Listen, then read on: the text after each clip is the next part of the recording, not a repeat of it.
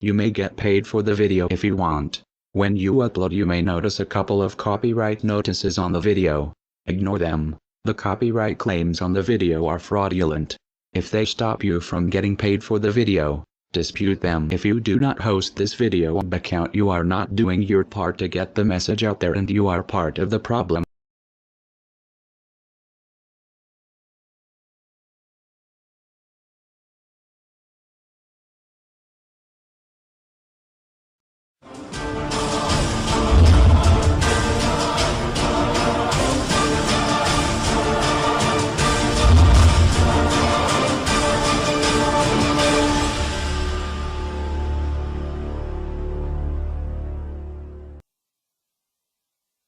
Greetings world. We are Anonymous. This following video focuses on the Federal Reserve problem of the United States. If you live in another country, please know that this video is still meant for you. The problem will affect everybody around the world, as the Federal Reserve is present in all countries. Watch this video and see what has happened to the United States so you can see what you and the world are up against. We must all unite together to fight our oppressors. Please pay attention.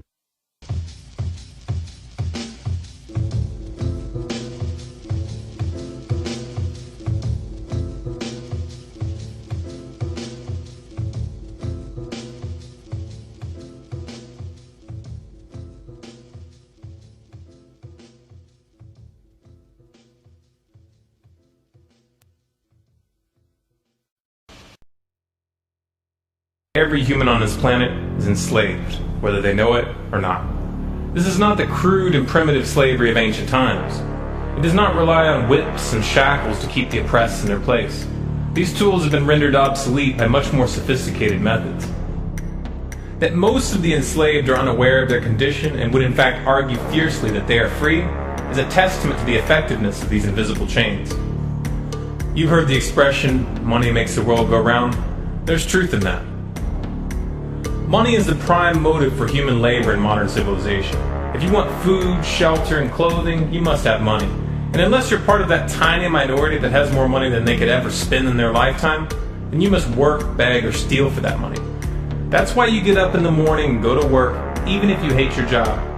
And that's why the specter of unemployment is more terrifying for most people than the prospect of spending 50 years of their life performing menial tasks within the confines of a fluorescent-lit cubicle. Of course, in Western countries, some are fortunate enough to have pulled away from the brink and do not live in fear that their basic needs will be met, at least for now. And yet they keep spinning the hamster wheel. Why is that? Could it be because money and the bling that it buys have become symbols of status and prestige? Money offers an illusory form of social validation, but even those who are not caught up in distinguishing themselves by how much they accumulate still must acknowledge the social stigma that comes with poverty. The combination of these primal motivators, the need for food, shelter, clothing, and social validation, is a very powerful force. It's enough to drive humans to engage in all forms of activity, even to the point of harming themselves or others in the process. The accumulation of money is therefore an accumulation of social and psychological power, and those who control the creation of money control this power at its source. So who controls the creation of money? Well, in the case of the US dollar, it's not the government. This shouldn't be an earth-shattering revelation. The fact that the Federal Reserve is a private institution owned by a cartel of the world's most powerful banks is quickly becoming common knowledge. Even the mainstream media doesn't deny it at this point. However, the full extent of what this means is only clear when you understand how the banking system really works. And unfortunately, this isn't something we're taught in school. Once you have it explained to you in simple terms, you'll understand why. Every dollar in circulation is loaned into existence by a bank. The process begins with the Federal Reserve when they loan out money to the US government and to other entities. You've probably heard this talked about before, especially in regards to the interest rate on those loans, which the Federal Reserve raises and lowers depending on economic conditions. But what's never talked about in the mainstream is the fact that the Fed isn't actually loaning out money that they have. They are merely typing those dollars into existence on a computer. You may be inclined to believe that this money is based on some physical backing like gold, but you would be mistaken. The Federal Reserve hasn't owned any gold since the 1930s. The Federal Reserve does not own any gold at all. We have not owned gold since 1934. So we have not engaged in any gold swaps. When the Federal Reserve loans money to the US government, The U.S. government gives the Federal Reserve government bonds in exchange. These bonds are simply written promises to pay back the money that was loaned to them with interest through taxation. So to be clear here, the government is taking out a loan from a bank that is creating that money out of thin air, and they're expecting you, the taxpayer, to cover that loan. The absurdity of this arrangement is even more obvious when you realize that up until 1913, the U.S. government created its own money and had no need for a bank to play the part of a middleman. That new money loaned out by the Federal Reserve enters circulation through the banks, accumulates in the banks, and in the end the banks end up holding all the cards, not necessarily for the reasons you may imagine. Contrary to popular belief, the majority of money in circulation isn't actually created by the Federal Reserve, but rather by the ordinary banks that businesses and individuals use for their checking, savings, and mortgages. How is this possible? Well, like the Federal Reserve, ordinary banks are allowed to loan out money that they don't have. There are, of course, restrictions. Banks are only allowed to loan out 10 times the amount of money that they actually have. So if Wells Fargo has $1,000, they can loan you $10,000, and they expect you to pay back that $10,000 plus interest. This is called fractional reserve banking. 75% of all money in circulation is created in this manner. Now, as bad as this may seem, this is really only the tip of the iceberg. Most banks structure payment plans so that for many years, you're paying almost nothing but interest, and only start paying down the principal gradually. The result of this strategy is that in most cases you pay far more in interest when you purchase a house than the house itself is worth. So here's the real question. If all money is created through loans, where does the money come from to pay for the interest? Let's say we reset the system to zero, loan $1,000 into existence and charge 7% interest. We now have a total of $1,000 in the system, but we owe $1,000 plus interest, and that's more. The interest ensures that there's always more debt than money in circulation, because the money to pay the interest doesn't exist. Never has, never will. This would be obvious if there was only one loan being issued to one person in this manner, but when performed on a global scale, the reality is hidden, and is transformed into a game of musical chairs where the person ending up without a seat faces bankruptcy and financial ruin. Because every dollar in existence is tied to a debt, this creates an unseen force that draws those dollars back to the banks, kind of like gravity attracts a physical object to Earth.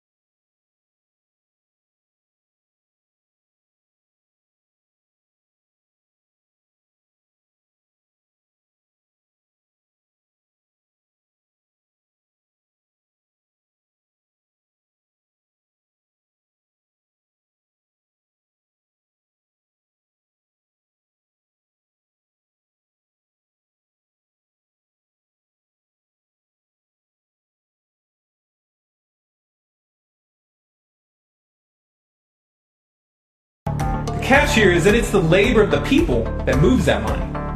Every hour that you work to pay back a loan or to keep the government from throwing you in jail over income taxes is an hour worked for the banks. The total receipts from personal income taxes just barely covers the interest on the national debt. And even the principal for that debt all ends up back in the hands of the banks. And remember, that bank created that money out of nothing. Once you understand that the money that banks loan out isn't actually an asset, but is in fact a piece of legal fiction, it should be clear that you're working for these banks for free. This is a cleverly disguised form of slavery. If you manage to pay your monthly payments, then you are a successful slave, and you are allowed to keep the material comforts that come with that status. But if for some reason you fail to make those monthly payments, then the bank or the IRS comes to take your house, your car, and anything else you have of value. And if somehow, even with this enormous financial advantage, the banks still get themselves into trouble, you, the taxpayer, will be forced to bail them out. No matter what, the banks win. To say the game is rigged is an understatement. You might be inclined to think that if you live outside the United States and you don't use dollars, then this situation has no bearing on your life. But you would be wrong. The dollar is both the world reserve currency and the only currency in which oil is sold on global markets. This is often referred to as the petrodollar status. This means that wherever you live, whether your country is an oil exporter or an oil importer, you are affected. If your country is an oil importer, then you are affected by the fact that in order to keep your country running, you have to acquire dollars. To acquire those dollars, you have to send goods and services to the United States or to someone else who did. Likewise, if your country is an oil exporter, you are affected by the fact that you send your oil to the U.S. in exchange for this debt-based money. You are exchanging something of real and tangible value for digits on a screen. And if for some reason the leadership of your country grows tired of this arrangement and tries to pull off the dollar, you'll quickly find the United States military at your doorstep ready to open up a can of democracy on you. Iraq learned this the hard way when they switched their oil sales to euros in 2000, and Libya when they tried to organize a gold-based currency for Africa. Debt-based money is a masterpiece of social engineering, the ultimate tool of the ruling elite. Yet in reality, the whole thing is nothing more than a construct of belief. Our chains are the chains of the mind, and the path to freedom must also begin in the mind. If we want a better future for our children and grandchildren, then we must work right now to reach a critical mass of awakening. So in case you missed it, the Federal Reserve's only job was to issue paper currency and back up that money with gold, making each dollar refundable for gold. But what they did was they stole the gold, then printed a bunch of fake money out of thin air backed by nothing and loaned it out at high interest. They collected around $3 for every one fake dollar they produced, and they did this scam with every dollar ever made in the US. You never knew about it because they collected the interest through taxes. It was an invisible scam. This scam put you and your children in a $19 trillion debt, making your children debt slaves forever. The following video will demonstrate how much these banksters stole from the world. We are considered the 99% in the video. They, the banksters, are considered the 1% in the video. Pay attention. There's a chart I saw recently that I can't get out of my head. A Harvard business professor and economist asked more than 5,000 Americans how they thought wealth was distributed in the United States. This is what they said they thought it was. Dividing the country into 5 rough groups of the top, bottom, and middle 3 20% groups, they asked people how they thought the wealth in this country was divided. Then he asked them what they thought was the ideal distribution. And 92%, that's at least 9 out of 10 of them, said it should be more like this. In other words, more equitable than they think it is. Now that fact is telling, admittedly, the notion that most Americans know that the system is already skewed unfairly. But what's most interesting to me is the reality compared to our perception.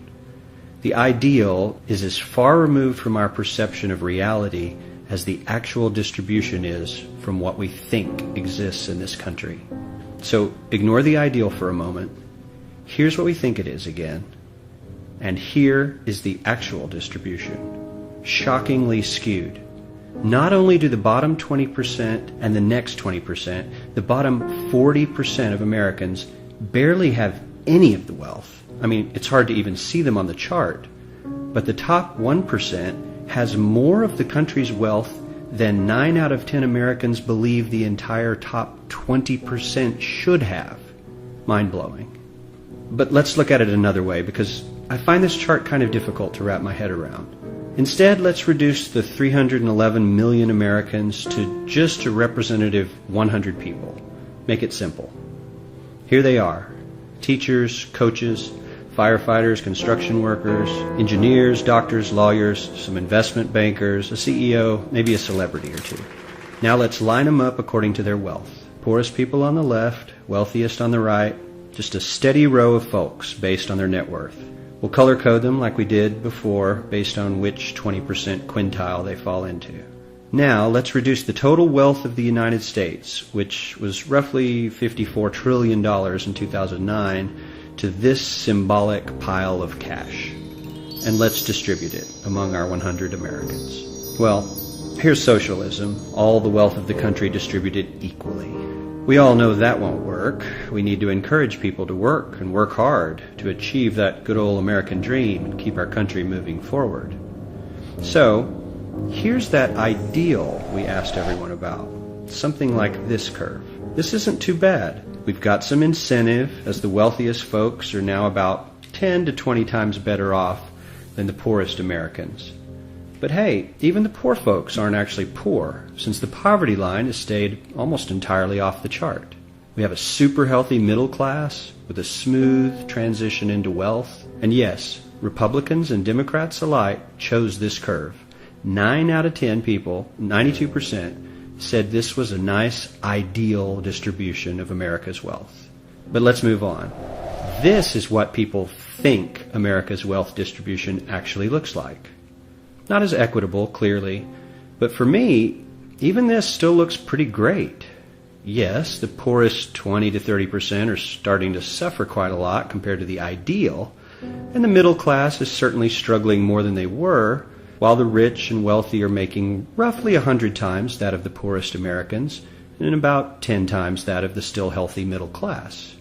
Sadly, this isn't even close to the reality. Here is the actual distribution of wealth in America. The poorest Americans don't even register. They're down to pocket change, and the middle class is barely distinguishable from the poor. In fact, even the rich between the top 10 and 20 percentile are worse off. Only the top 10% are better off. And how much better off? So much better off that the top 2 to 5% are actually off the chart at this scale. And the top 1%, this guy, well, his stack of money stretches 10 times higher than we can show.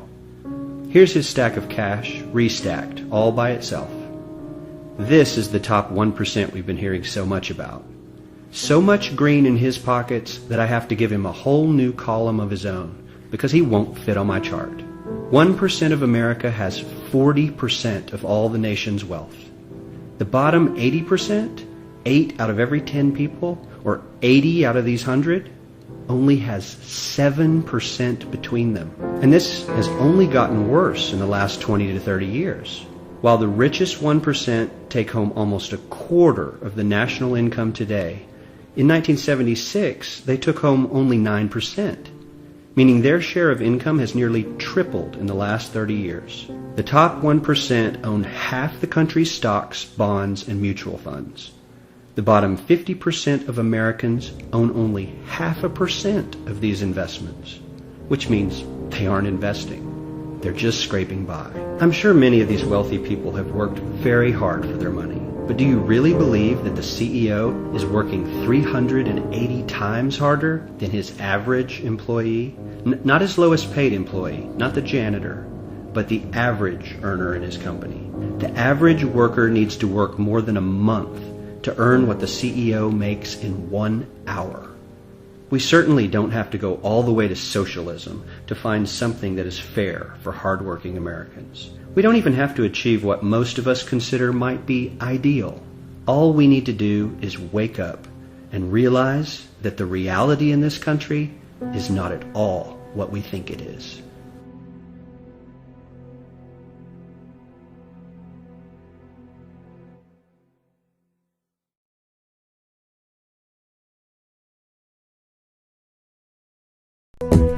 In 1945, the Bretton Woods Agreement established the dollar as the world reserve currency, which meant that international commodities were priced in dollars. The agreement, which gave the United States a distinct financial advantage, was made under the condition that those dollars would remain redeemable for gold at a consistent rate of $35 per ounce. The United States promised not to print very much money, but this was on the honor system, because the Federal Reserve refused to allow any audits or supervision of its printing presses.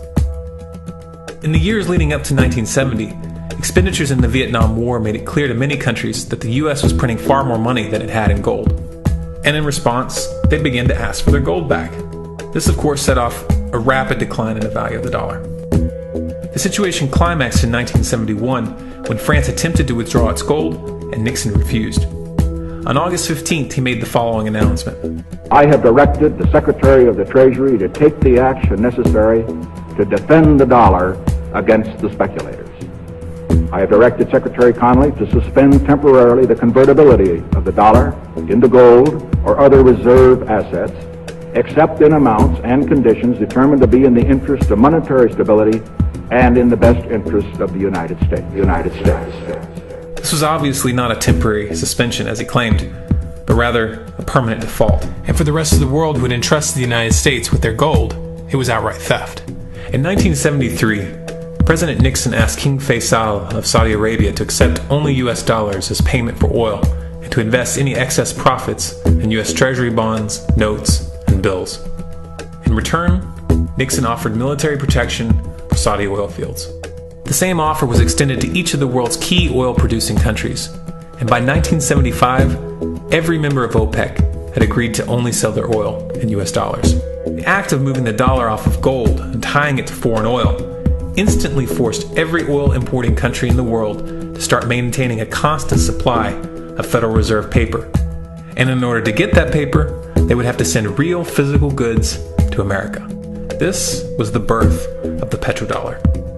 Paper went out, everything America needed came in, and the United States got very, very rich as a result. It was the largest financial con in recorded history.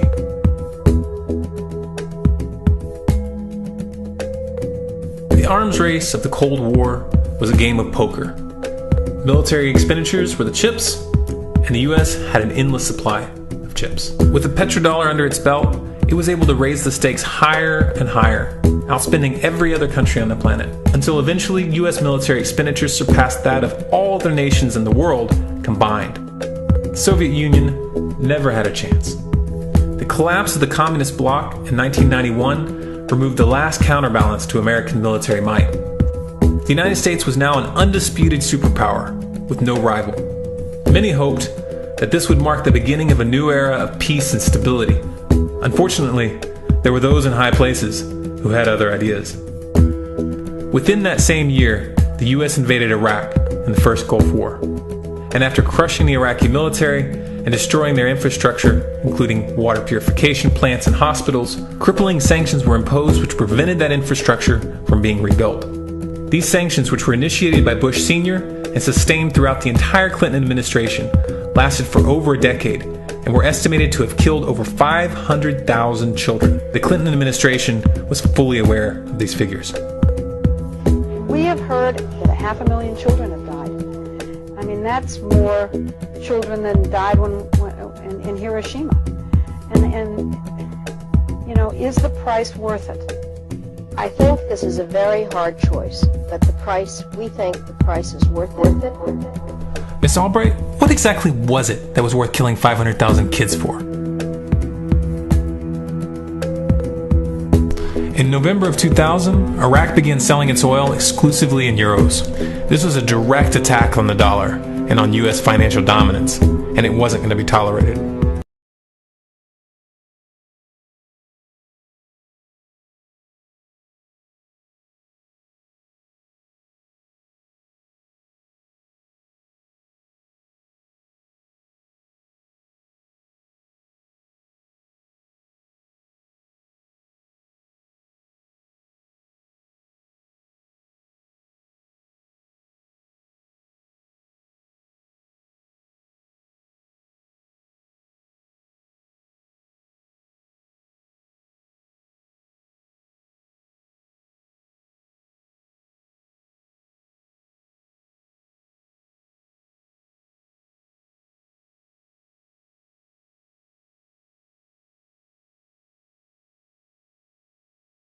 Resistance of the mainstream media began to build up a massive propaganda campaign claiming that Iraq had weapons of mass destruction and was planning to use them.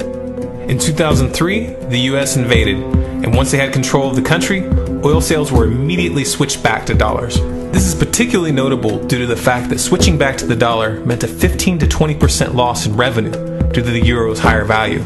It doesn't make any sense at all unless you take the petrodollar into account.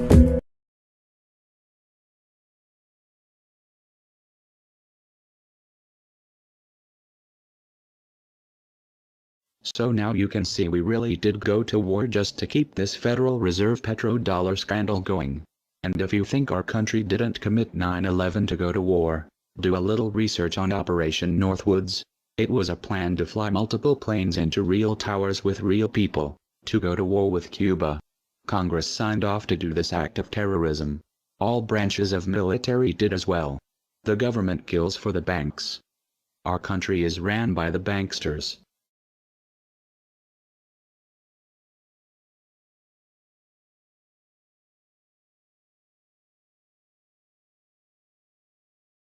To preserve our independence, we must not let our rulers load us with perpetual debt.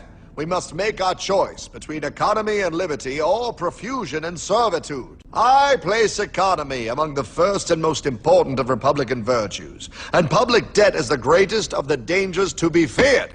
It is incumbent on every generation to pay its own debts as it goes. If the American people ever allow private banks to control the issue of their money, first by inflation and then by deflation, the banks and corporations that will grow up around them will deprive the people of their property until their children will wake up homeless on the very continent their fathers conquered. The Federal Reserve made so much profit from this money scandal they were able to literally control the government. They meet every year with politicians, presidents and many corporate giants where they control everything behind closed doors.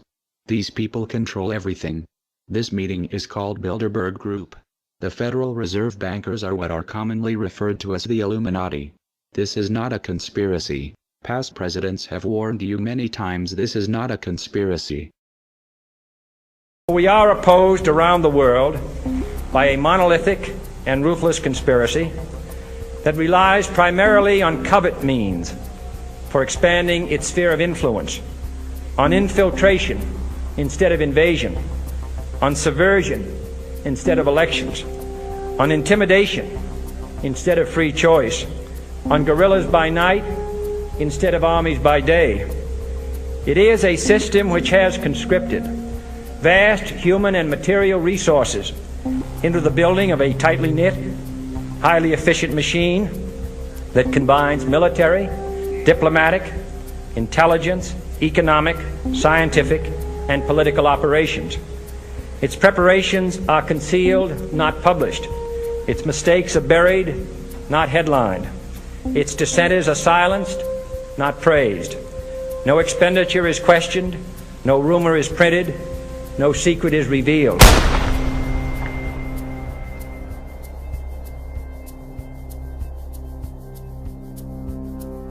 What's happening? Where am I? I believe perhaps you understand now, pal, but you are afraid. JFK. Hartman, what does this have to do with my house and my dog? Oh, okay, that's enough. I want to go home now. This is the last president to stand up to the Fed. You must see. On June 4, 1963, President Kennedy signed Executive Order 11110. This executive order empowered the U.S. Treasury to issue real money without the Fed. It would have worked. Kennedy's plan to dismantle the Federal Reserve machine had begun. But 6 months later, John F. Kennedy went to Dallas and never returned. No way. No way they could do that. The new president, Lyndon Johnson, threw out Kennedy's order. And since JFK, no president has dared confront the secret powers behind the Federal Reserve. Just how rich and powerful is Lord Evelyn Rothschild? Historically, the Rothschild family wealth was hidden in underground vaults. The Rothschild secret financial records were never audited and never accounted for. Their family commissioned biographies give the illusion that their family fortune has dwindled. But researchers estimate their wealth at close to $500 trillion, more than half the wealth of the entire world. Besides their many castles, palace mansions, wineries, racehorses, and exotic resorts, the Rothschilds bought Reuters in the 1800s. Reuters then bought the Associated Press, which selects and delivers the same news stories to the entire world, day after day. They have controlling interest in 3 major television networks and easily avoid media attention since they own it. They also fix the world price of gold on a daily basis and profit from its ups and downs. Over the centuries, the Rothschilds have amassed trillions of dollars worth of gold bullion in their subterranean vaults and have cornered the world's gold supply. They own controlling interest in the world's largest oil company, Royal Dutch Shell. They operate phony charities and offshore banking services where the wealth of the black nobility and the Vatican is hidden in secret accounts at Rothschild Swiss banks, trusts, and holding companies. Although Evelyn Rothschild looks like a harmless gray-haired old man, make no mistake about it, Rothschild and his ancestors have handpicked presidents, crashed stock markets, bankrupted nations, orchestrated wars, and sponsored the mass murder and impoverishment of millions.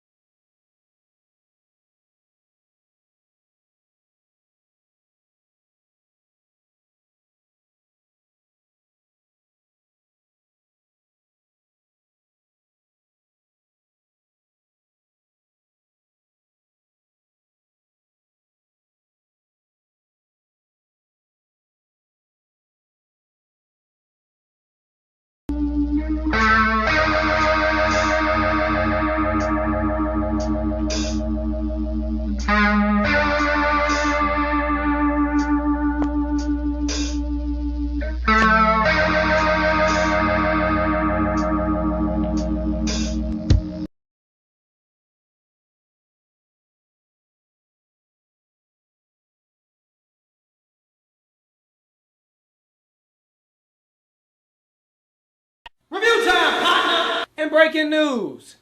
To all of you who don't like conspiracy theorists, all of y'all who don't like truthers, who want to call truthers crazy, your fun is over. Those days of you having the illusion of credibility are over. The truth prevails over your ignorance. The truth is universal. You can try to say, oh, truthers are white supremacists. How does that work? Whatever you want to say. You've been demonizing 9/11 truthers all these years. You're demonizing Sandy Hook truthers. Well, if it was a real conspiracy, don't you think the media would talk about it? Don't you think it would be on the front page of the news? Don't you think? Well, if it was a real government conspiracy, why do you think they would let that be on the news? Because you know the news stations are bought and paid for. You know the news, they read off a script, right? You know the news reporters do that, right? No, you don't know that? No, I trust my news. They are more credible than you. You are just some truther. I watch the news and I get informed. You get informed, don't you? Those reporters, they give you exclusive information. Now, you don't need us to tell you that gas prices are back on the rise. Well, if you filled up your gas tank lately, then you don't need us to tell you that gas prices are back on the rise. You don't need us to tell you that gas prices are back on the rise. You don't need us to tell you that gas prices are back on the rise. You don't need us to tell you that gas prices are back on the rise. You don't need us to tell you that gas prices are back on the rise. You don't need us to tell you that gas prices are back on the rise. You don't need us to tell you that gas prices are back on the rise. You don't need us to tell you that gas prices are back on the rise. You don't need us to tell you gas prices are back on the rise. You don't need us to tell you that gas prices are back on the rise. You don't need us to tell you that gas prices are back on the rise. You don't need us to tell you gas prices are back on the rise. You don't need us to tell you that gas prices are back on the rise. You don't need us to tell you gas prices are on the rise. I know. President, earlier this year you told us you had ordered your administration to cease and desist on payments to journalists to promote your agenda. You cited the need for ethical concerns and the need for a bright line between the press and the government. Your administration continues to make the use of video news releases, which are prepackaged news stories sent to television stations, fully aware that some or many of these stations will air them without any disclaimer that they are produced by the government. Comptroller General of the United States this week said that raises ethical questions. Does it raise ethical questions about the use of government money to produce stories about the government that wind up being aired with no disclosure that they were produced by the government? There is a Justice Department opinion that says these pieces are within the law so long as they're based upon facts, not advocacy. And I expect our agencies to adhere to that ruling, to that Justice Department opinion. This has been a long-standing practice of the federal government to use these types of videos. Agricultural Department, as I understand, has been using these videos for a long period of time. The Defense Department, other departments have been doing so. It's important that they be based upon the guidelines set out by the Justice Department. Now, I think it'd be helpful if local stations then disclose to their viewers if that's, that this was based upon a factual report and they chose to use it. But evidently in some cases that's not the case. So anyway. To guarantee that's happening by including that language in the prepackaged report. Yeah, I don't, look, oh, you mean a disclosure? I'm George W. Bush and I... Well, some way to make sure it couldn't air without the disclosure that you believe is so vital. Ken, I mean, there's a procedure that we're going to follow, and the local stations ought to, if there's a deep concern about that, ought to tell their viewers what they're watching. Conan O'Brien may be about to push the envelope on late-night television. Conan O'Brien may be about to push the envelope on late-night television. Conan O'Brien may be able to push the envelope on late-night television. Conan O'Brien may be about to push the envelope on late-night television. Conan O'Brien may be about to push the envelope on late-night television. Conan O'Brien may be about to push the envelope on his late-night television. Conan O'Brien may be about to push the envelope on late-night television. Conan O'Brien may be about to push the envelope on late-night television. Conan O'Brien may be about to push the envelope on late-night TV. Conan O'Brien may be about to push the envelope on late-night television. For these anchors to ask no questions, do no fact-checking, and hold no differing interpretation of the news they're delivering is not only absurd, it's downright dangerous. Certainly there were commentators and others, pundits at Fox News that were helpful to the White House. And certainly, yes, certainly we got talking points to those people. Call Sean, call Bill, call whoever. Did you do that as a regular thing? It wasn't necessarily something I was doing, but it was something that we at the White House, yes, were doing, and getting them talking points and making sure they knew where we were coming from. So you were giving them talking points. But I would separate the journalists. That's important. You were using these commentators as your spokespeople.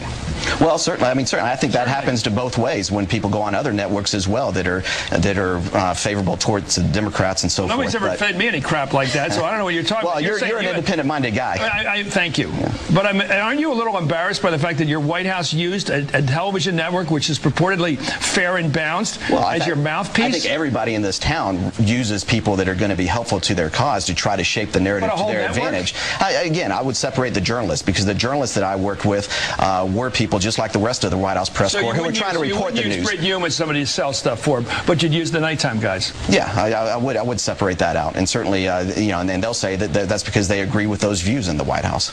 Well, they didn't need a script, though, did they? Well, probably not. Economic factors may take some spring out of the Easter Bunny's step this year.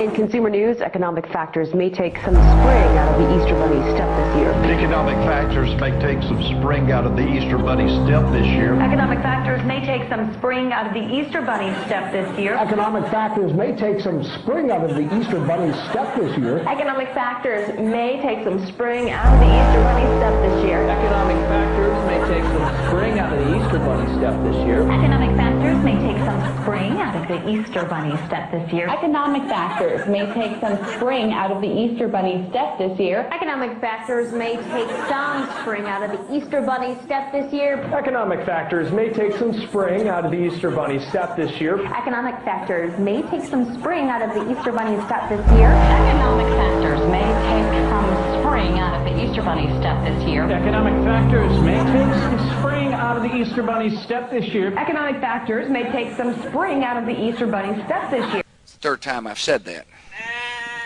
I'll probably say it 3 more times. See, in my line of work, you got to keep repeating things over and over and over again for the truth to sink in, to kind of catapult the propaganda.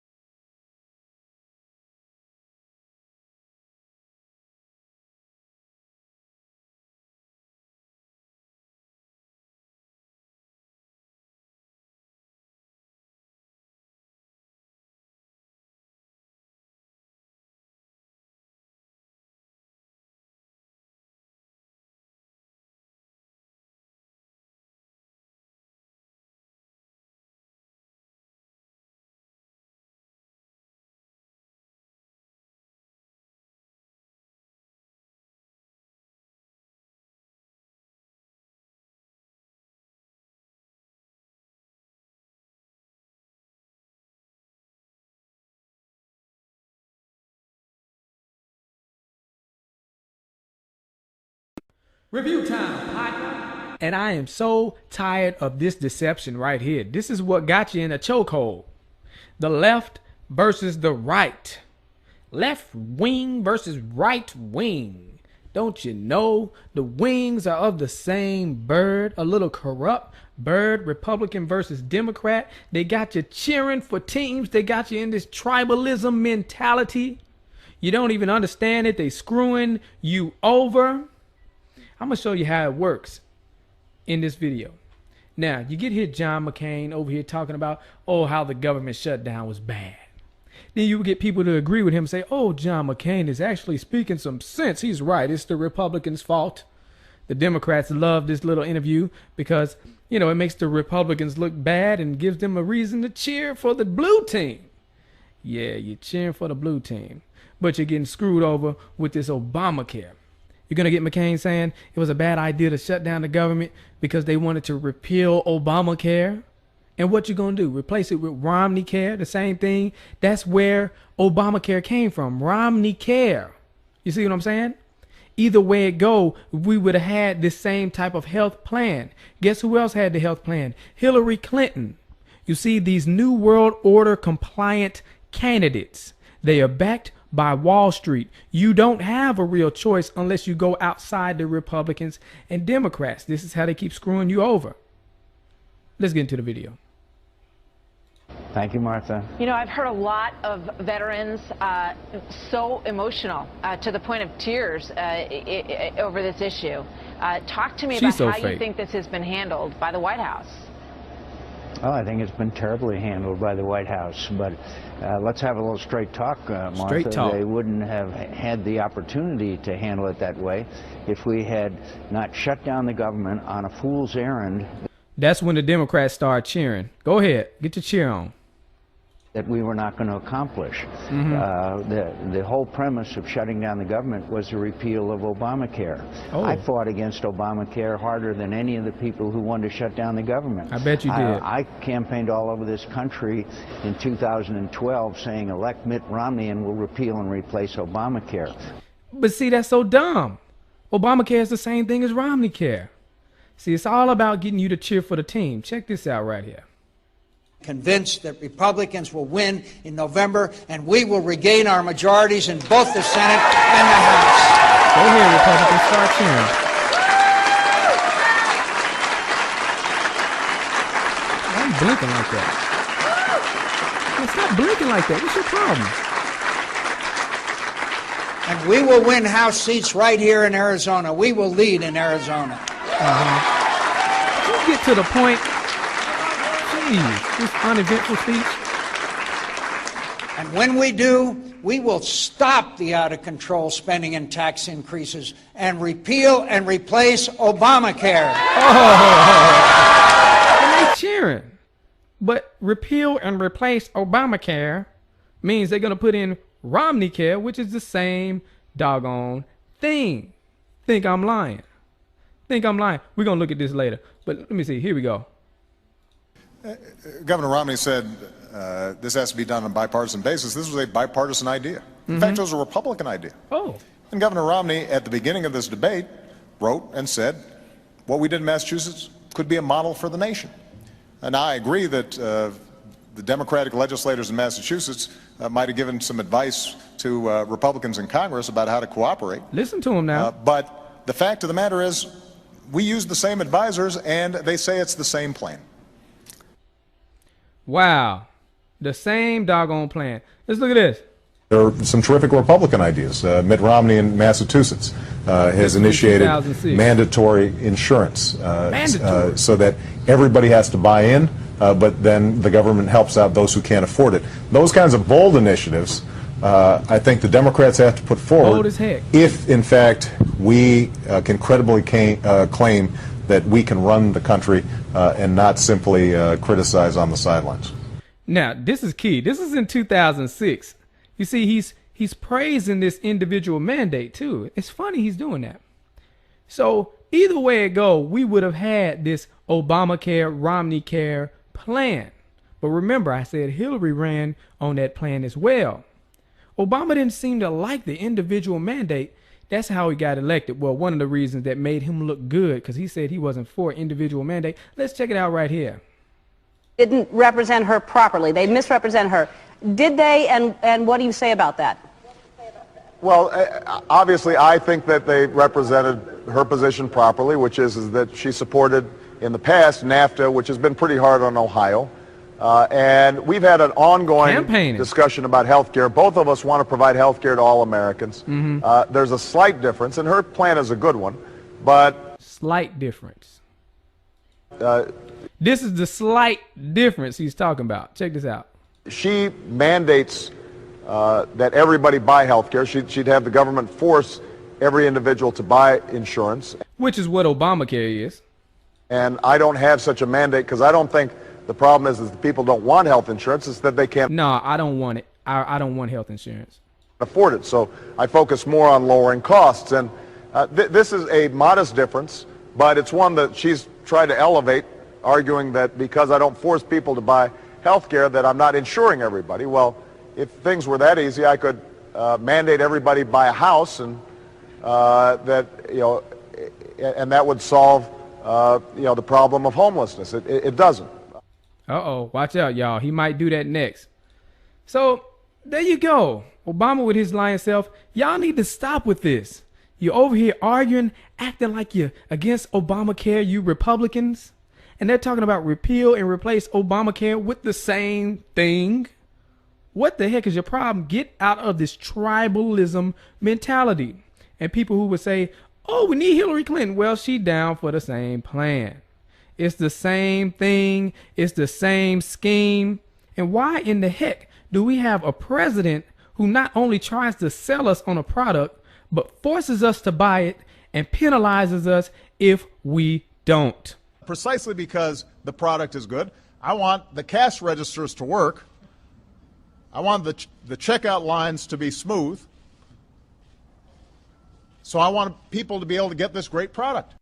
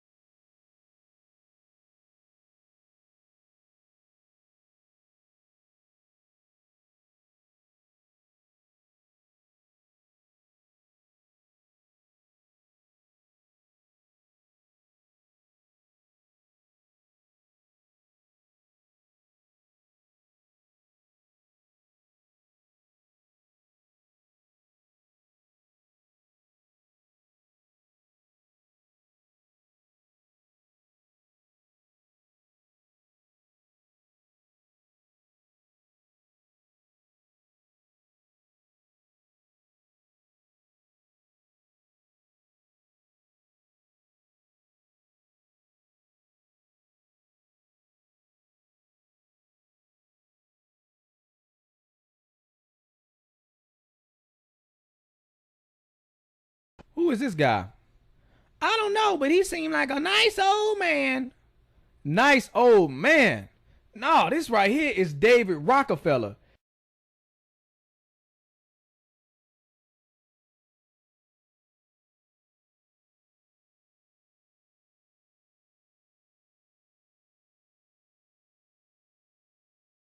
This guy right here, you need to do some research on David Rockefeller. Feel free to do that whenever you get a chance. But people who know about this man right here, they know he is nothing but trouble. Rockefellers, come back. We don't want your new world order, you know?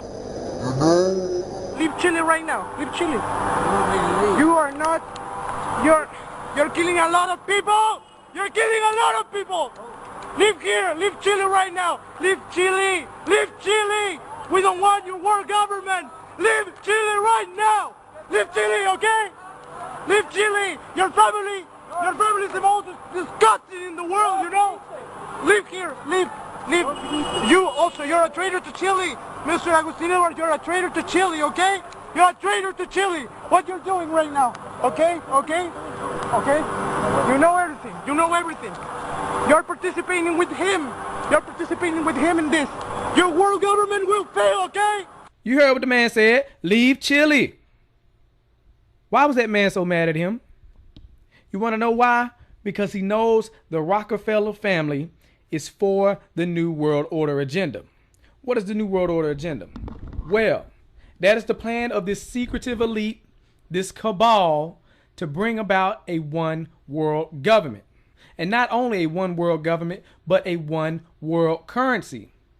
And not only a one world currency, but a one world religion to glue it all together, which would mean they would have total control.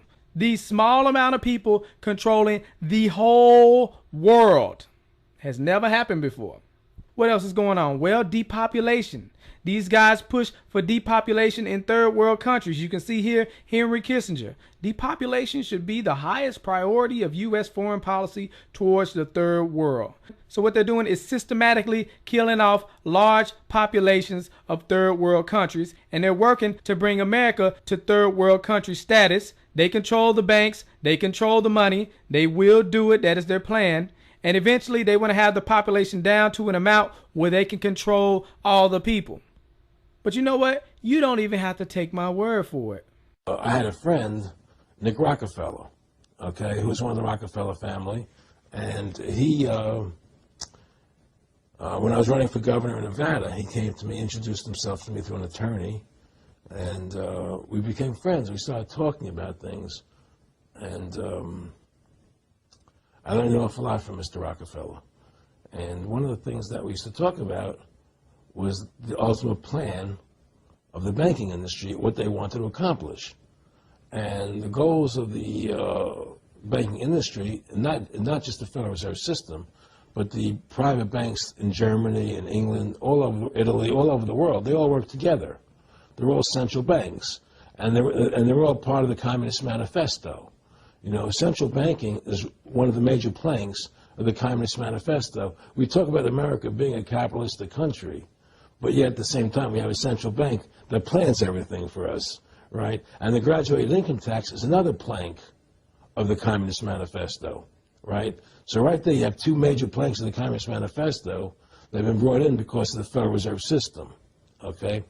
So the ultimate goal that these people have in mind is the goal to create a one-world government where everybody has an RFID chip implanted in them. All money is to be in those chips, right? There'll be no more cash. And this is giving me straight from Rockefeller himself. This is what they want to accomplish. And all money will be in your chips. And so instead of having cash, anytime you have money in your chip, they can take out whatever they want to take out whenever they want to. If they say you owe us this much money in taxes, they just deduct it out of your chip digitally. Total control. Total control. And if you're like me or you, and you're protesting what they're doing, they can just turn off your chip. And you have nothing. You can't buy food. You can't do anything. It's total control of the people. And that chip's connected to a database that has your purchasing records, what you do. Everything. Everything is in there, you know? And so they want a one-world government controlled by them, everybody being chipped, all your money in those chips, and they control the chips, and they control people. And you become a slave. You become a serf to these people. That's their goal. That's their intentions. And if you look here, he even tells you this is what he is about. Some people believe we are part of a secret cabal working against the best interests of the United States, characterizing my family and me as internationalists, and of conspiring with others around the world to build a more integrated global political and economic structure. One world, if you will. If that's the charge, I stand guilty and I am proud of it. That's David Rockefeller telling you he wants this new world order. Well, he didn't say new world order. Oh, so you need him to say new world order. Okay. All we need is the right major crisis, and the nations will accept the new world order. See that? That's why you got to pay attention. But before we break it down, I want you to see this.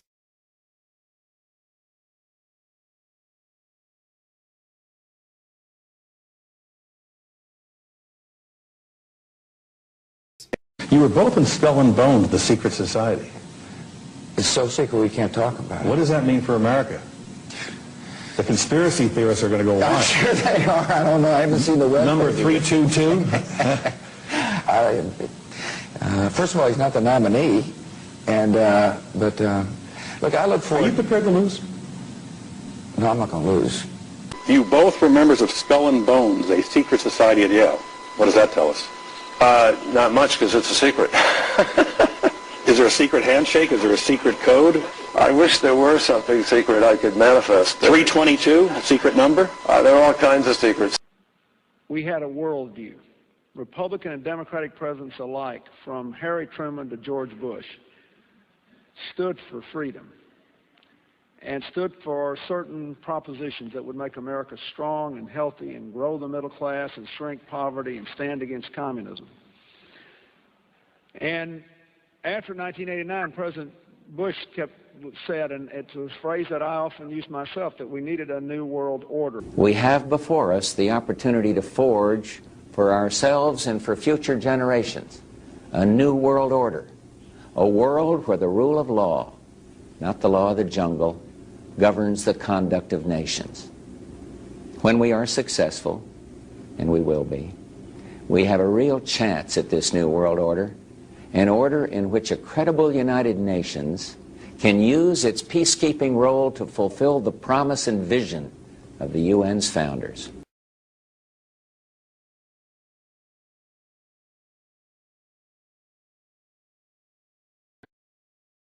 the affirmative task we have now is to actually create a new world order.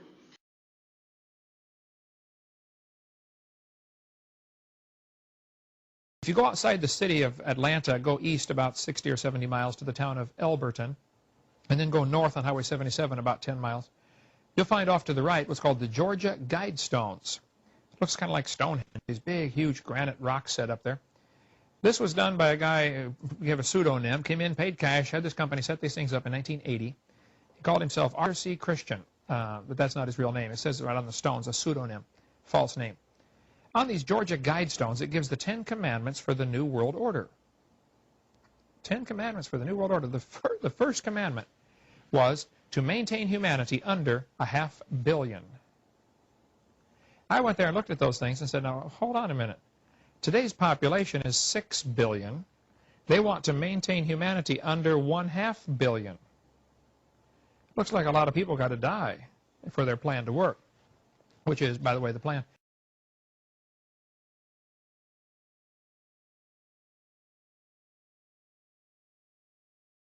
Jacques Cousteau said we'd have to eliminate 350,000 people a day. 1/3 of a million people a day would have to be eliminated to save Mother Earth. Bill Clinton said we need to reduce the population of the earth to 1 billion.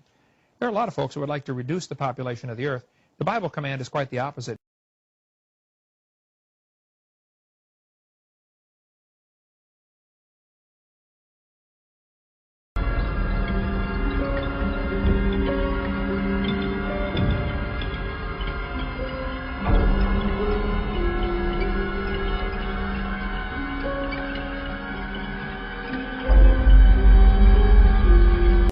America's place in the new world order should be. It's always been seen as the global policeman.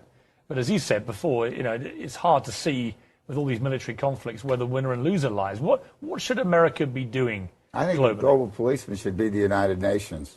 And I don't think we should need one. I think we should use courts the way we do in civilian life. It's time to put war and conflict, armed conflict behind us and move on and start acting like civilized, educated human beings. Oh, you're so civilized, Ted. Let's look at your quote. A total population of 250 to 300 million people, a 95% decline from present levels would be ideal. That's Ted Turner, founder of CNN and New World Order supporter. You see, he donated $1 billion to the United Nations. This man is down for the depopulation agenda. He wants a one-child policy for 100 years, yet he got 5 kids. And you got to pay attention, because these jokers will tell you that they selling out. And they do that just so it'll go over your head. So you'll be like, oh, well, they didn't really mean that. They're just being sarcastic. It's not that serious. But then at the same time, people be like, oh, well, I ain't gonna believe that unless they tell me. He telling you right here. We get Shaq admitting to the whole world that he's a Freemason and he is proud of it. What is going on there? That's a ring of my profession. You don't know nothing about that. Okay, can we get a close-up on that area? What? I don't know nothing about What is the profession? Yeah, which profession are Look you at that talking man. about? Woo, that man so happy. Is it a legal profession? Of course it's legal. It's a ring of my profession. I'm trying to read it. Okay. It's too many diamonds. He's like, yep, I'm a Freemason and ain't nothing you can do about it. Are you a Mason? Of course. And all them jokers around him know what's going on. The secret ceremony. Well, you might as well put your pinky out when you drink a drink. Put your pinky out. You know, in the secret ceremonies with the candles and the Everyone wears. Anyway, the Clippers. The Clippers. But that is impressive, Mr. O'Neal. I don't have a championship. Anyway, so the Clippers. Oh, yeah, I have 4. Those he doesn't wear. Those he doesn't wear. The Clippers. Yeah. As I was blinded by success. Look at that man right there. That's impressive. I'm blinded by success. See, they know what the deal is when you're a Freemason. You know, they get all these movie roles and all these deals. Matter of fact, Shaq was on Grown Ups 2. It was one of the worst movies I have ever seen. Oh my gosh. Terrible. Anyways, he on there. There go your boy Shaq. Shaq's a Freemason. Bring it right back to David Rockefeller. All we need is the right major crisis and the nations will accept the new world order. So they're going to bring out a problem and then they're going to offer a solution. One of their plans is to devalue the dollar so that it barely has any buying power. So then you go to the store, you can barely buy anything. You see the food on the shelf, but you can't afford it. What happens then? People start going crazy. People start to panic. Then people start robbing each other. People start killing each other. So then we need to bring in the police state. Oh, we're asking the government for help. And surely they are here to bring the order out of chaos. But it's not just any order. It is the new world order. And not only that, but they're going to bring about a one world currency to replace the old currency. And then they're going to bring it into a cashless society where you got to get the chip. All your money being on the chip. And also to glue it all together, the one world religion. Where these sellouts come to play, they are new world order compliant. They are here to sell you the agenda. They're going to let you know how cool it is to get a microchip in your arm. Some of y'all might think it's cool, but I know a lot of y'all don't like this type of stuff. So I'm just making sure you are aware of their agenda.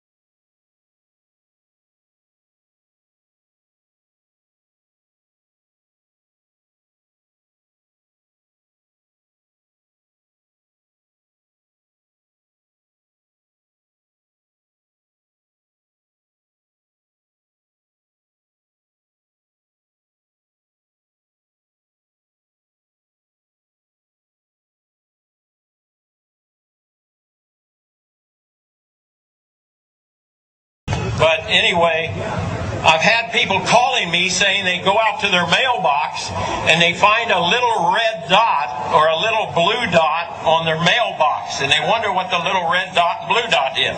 Well, it's marking your mailbox by the government, so when foreign troops come in here on us after martial law, if you have a red dot on your mailbox, they take you out immediately and shoot you right in the head.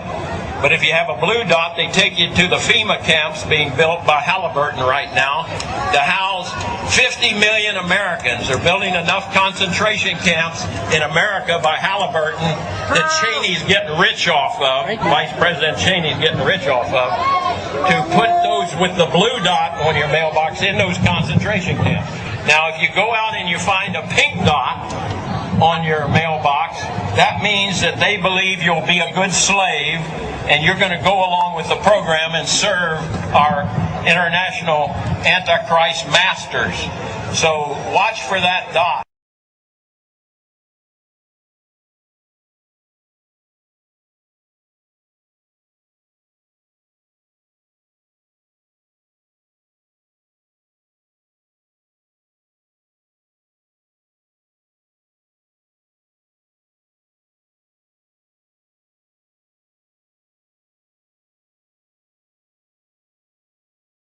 Listen to this, folks. I was pulled to the side road, which was a new cut gravel dirt road in front of a business, a builder supply business. And the right side of the road was filled with, which I thought was portable toilets. I never looked at them that close. Same in color, maybe black, but which was an odd color. And I asked him about the field of black boxes. What were they? Because I'd never seen anything like that. And his statement was that if he told me, I would be one of few people in Madison, Georgia that knew about them. And he says they're disposable coffins, I believe he told me. And he says there's 100, at that time he said there was 125,000 there.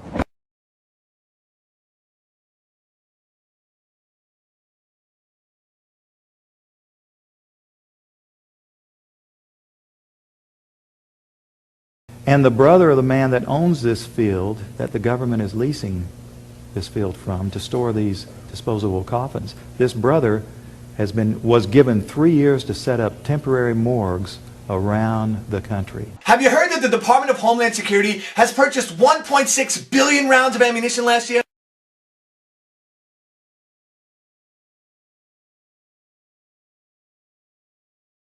I mean, that's going to cost millions and millions of dollars. Correct me if I'm wrong, but isn't this country broke? I mean, you turn on the TV, you hear how we're laying off air traffic controllers, how people are going to die because of it. I mean, Harrison Ford is in a tizzy, and we're spending this much money on bullets? Do you know that 1.6 billion rounds of ammunition is enough to fight a 20-year war and still have bullets left over? My question is, who is the Department of Homeland Security planning to shoot? Do you realize that over the past couple of months, our government has tried to pass bills through Congress allowing them to arrest American citizens without due process, allowing them to kill American citizens without due process?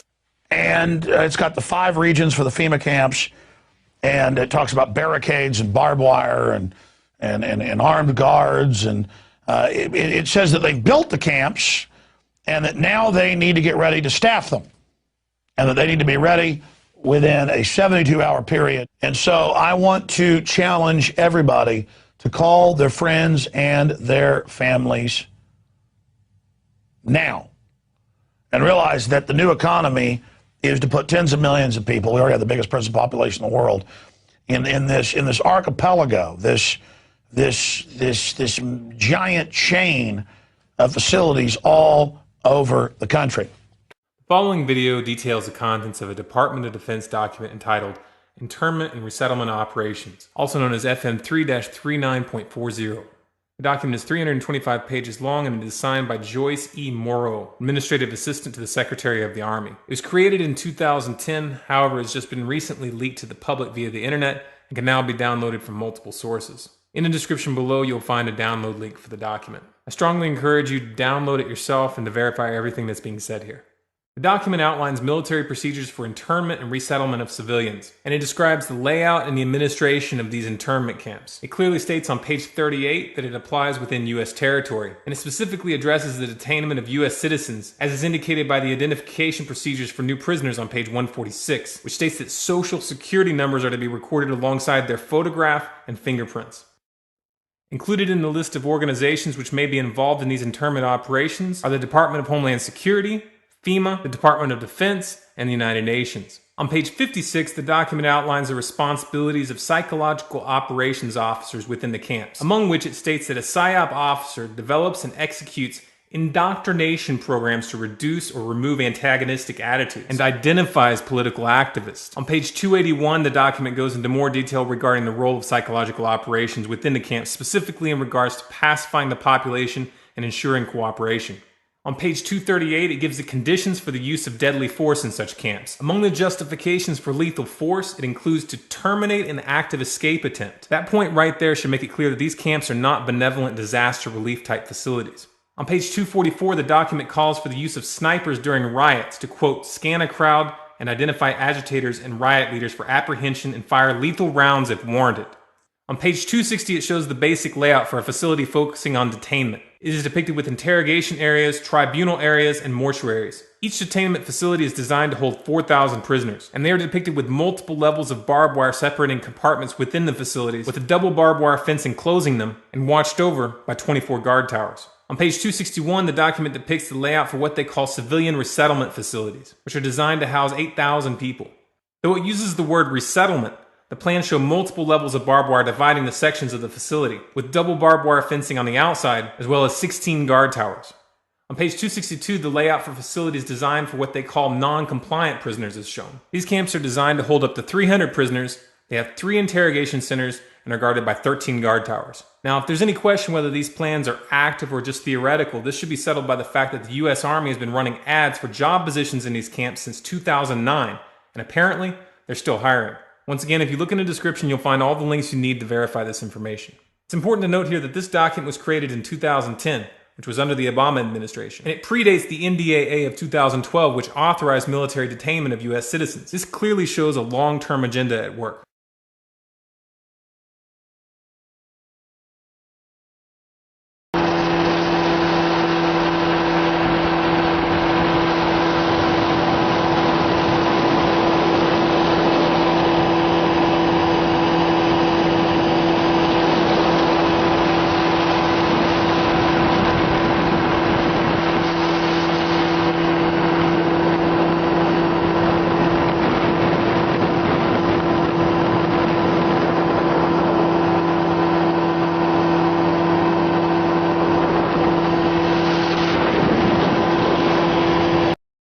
He's saying he's a military police, and he says, and we've been sent footage before by military police and others, so I want this footage of them in briefings openly talking about gun confiscations. Now, that's now in the manuals that they're training to quarantine cities and towns and confiscate guns. We've had Navy SEALs on confirming it.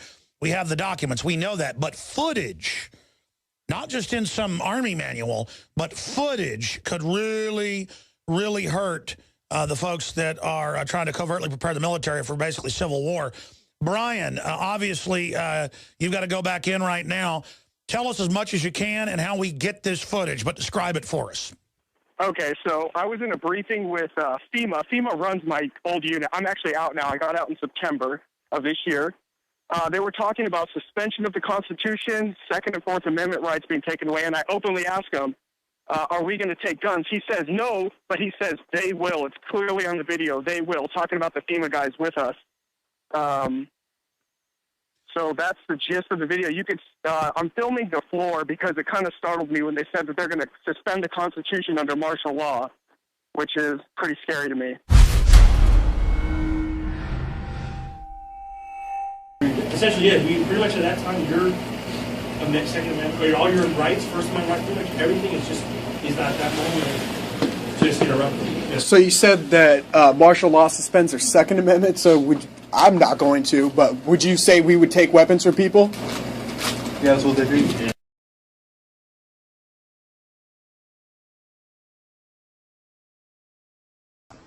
President Obama today proposed something new, something called prolonged detention.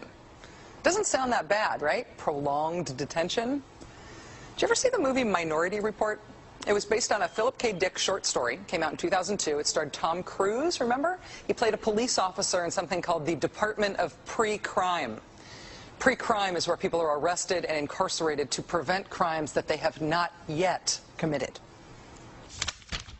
Mr. Marks, by mandate of the District of Columbia Pre-Crime Division, I'm placing you under arrest for the future murder of Sarah Marks and Donald Dubinos. Take place today, April 22nd, at 0800 hours, 4 minutes. No, I didn't do anything. You didn't do anything, but you're gonna. future murder. Creepy, right? Putting somebody in jail not for what they've done, but for what you're very sure they're going to do? There may be a number of people who cannot be prosecuted for past crimes. In some cases because evidence may be tainted,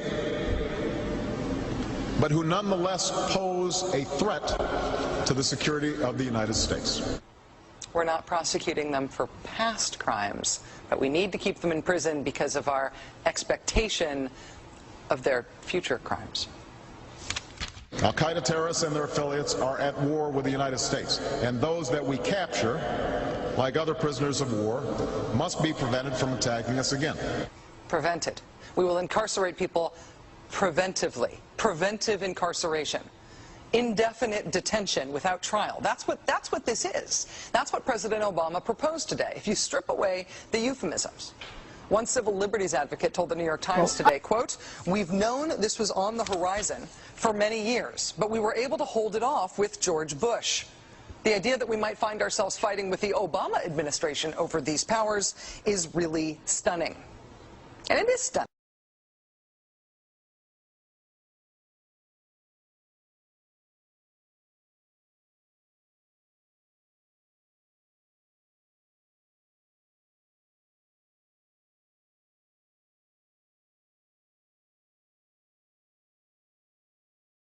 As a psychiatrist, I remember very well the condemnation by the American Psychiatric Association of Soviet psychiatrists and the Soviet Union for their use of psychiatric techniques and psychiatric medications to control political dissidents.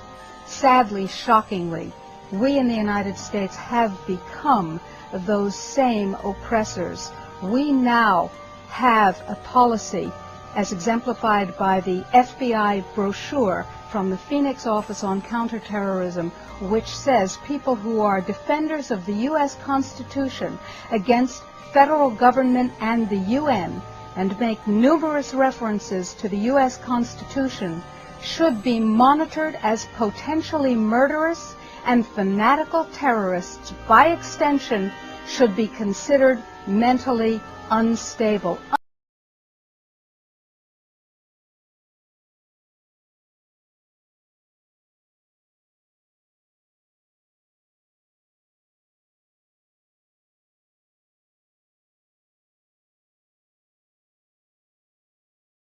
Department of Justice memo, which tells local police what should you be looking out for in kind of everyday terrorism prevention and terrorism watch activities. And one of the things that is considered a potential terrorist risk is individuals who harbor doubts about the official story regarding 9/11. The memo adds 9/11 official story skeptics to the growing list of targets. Know good and well that someday there could be a government in power that is shipping its citizens off for disagreements.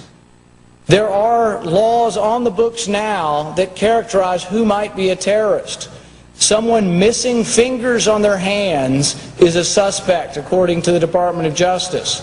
Someone who has guns, someone who has ammunition,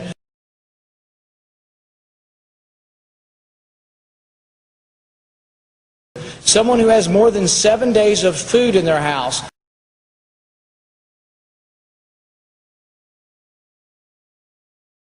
can be considered a potential terrorist. If you are suspected by these activities, do you want to have the government have the ability to send you to Guantanamo Bay for indefinite detention? A suspect. We're not talking about someone who has been tried and found guilty. We're talking about someone suspected of activities. President Obama is now allowed to write in laws without consent from Congress, making us no different than a dictatorship. The president has just signed many executive orders that allows the government to take your assets, your loans, your children, transportation, and gives the government permission to put you into concentration camps and labor camps. If you do not believe me, here are the executive orders. Read them yourself.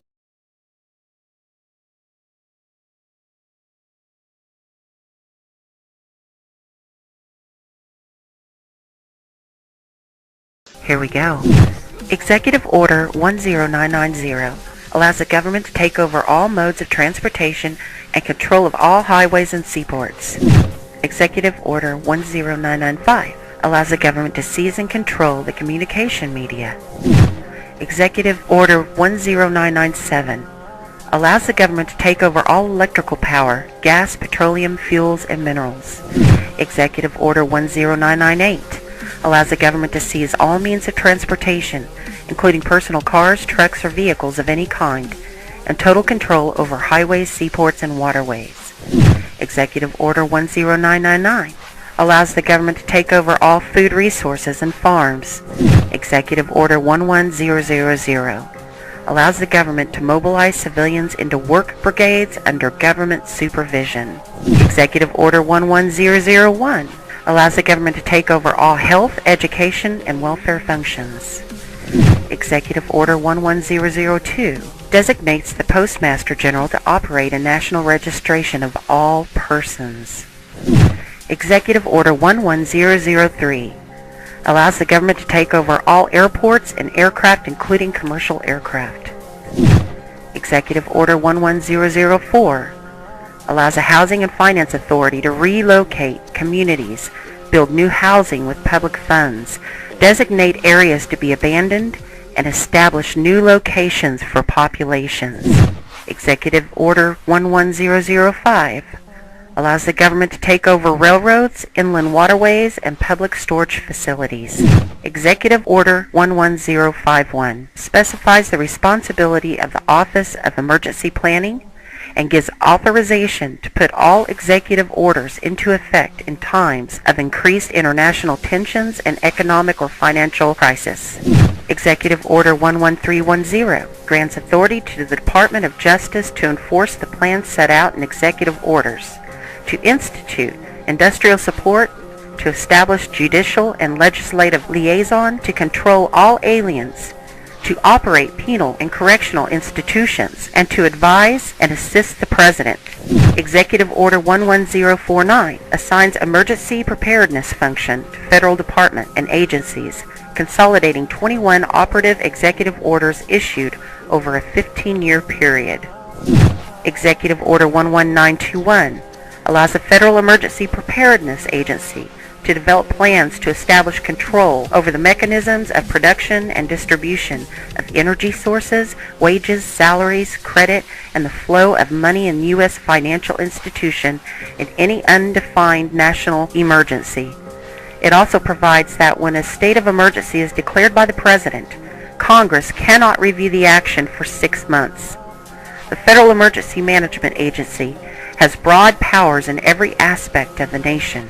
General Frank Salzito, chief of FEMA's Civil Security Division, stated in a 1983 conference that he saw FEMA's role as a new frontier in the protection of individual and governmental leaders from assassination and of civil and military installations, from sabotage and or attack, as well as prevention of dissident groups from gaining access to U.S. opinion or a global audience in times of crisis. FEMA's powers were consolidated by President Carter to incorporate the National Security Act 1947 that allows for strategic relocation of industries, services, government, and other essential economic activities, and to rationalize the requirements for manpower, resources, and production facilities. The 1950 Defense Production Act gives the President sweeping powers over all aspects of the economy. The Act of August 29, 1916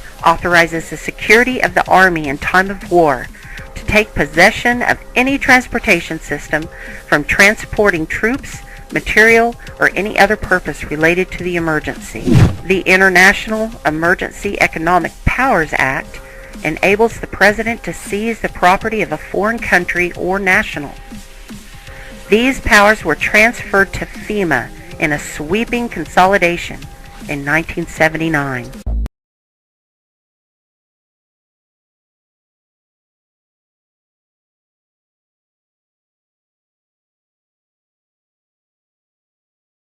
Did Hitler get elected on Monday and start throwing people into ovens on Friday? No. It was a gradual process. The first thing that Hitler did was start to write newspaper articles. Everything that was going wrong was the Jews' fault. They're the ones that caused all these problems. Did the Jews write their own newspaper articles and go, I disagree? So then the Jews had to wear the Star of David so we can tell who you are. Did they say, no, that's a violation of my privacy. I don't have to tell you. No, the Jews decided, well, it's a religious symbol. We love God. We should be proud to wear the Star of David. Eventually, the Germans came in and they broke all of the windows in all of the Jewish businesses in one weekend. The Saturday night was known as Kristallnacht, which is German for Night of Glass. Did the Jews rise up and say, now damn it, you're violating my property, you shouldn't do that? No. Gosh, we don't want to make the Germans any madder than they already are. Don't piss them off. They've got guns. Eventually, the Germans are loading them up into cattle trailers on the train. Where do you think you're going, on vacation? Where do you think they're going to take you? Well, now you're cold and naked and they're walking you into the ovens where you're going to go to mass execution. Is it time now to raise your hand and say, you know, I tend to disagree with all of this? Bang! You're dead. It's too late to complain. You should have complained at the beginning when you at least had a chance. How bad do things have to get before you do something? Do they have to take away all your property? Do they have to license every activity that you want to engage in? Do they have to be throwing you on cattle cars before you start to say, now wait a minute, I don't think this is a good idea? How long is it going to be before you finally resist?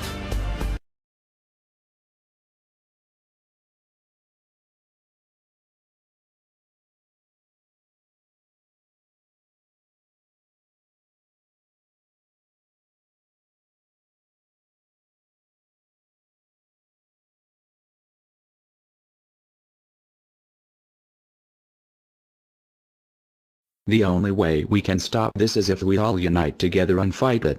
People of the U.S. are waking up to the Federal Reserve scandal, and the powers that be are currently afraid of retaliation.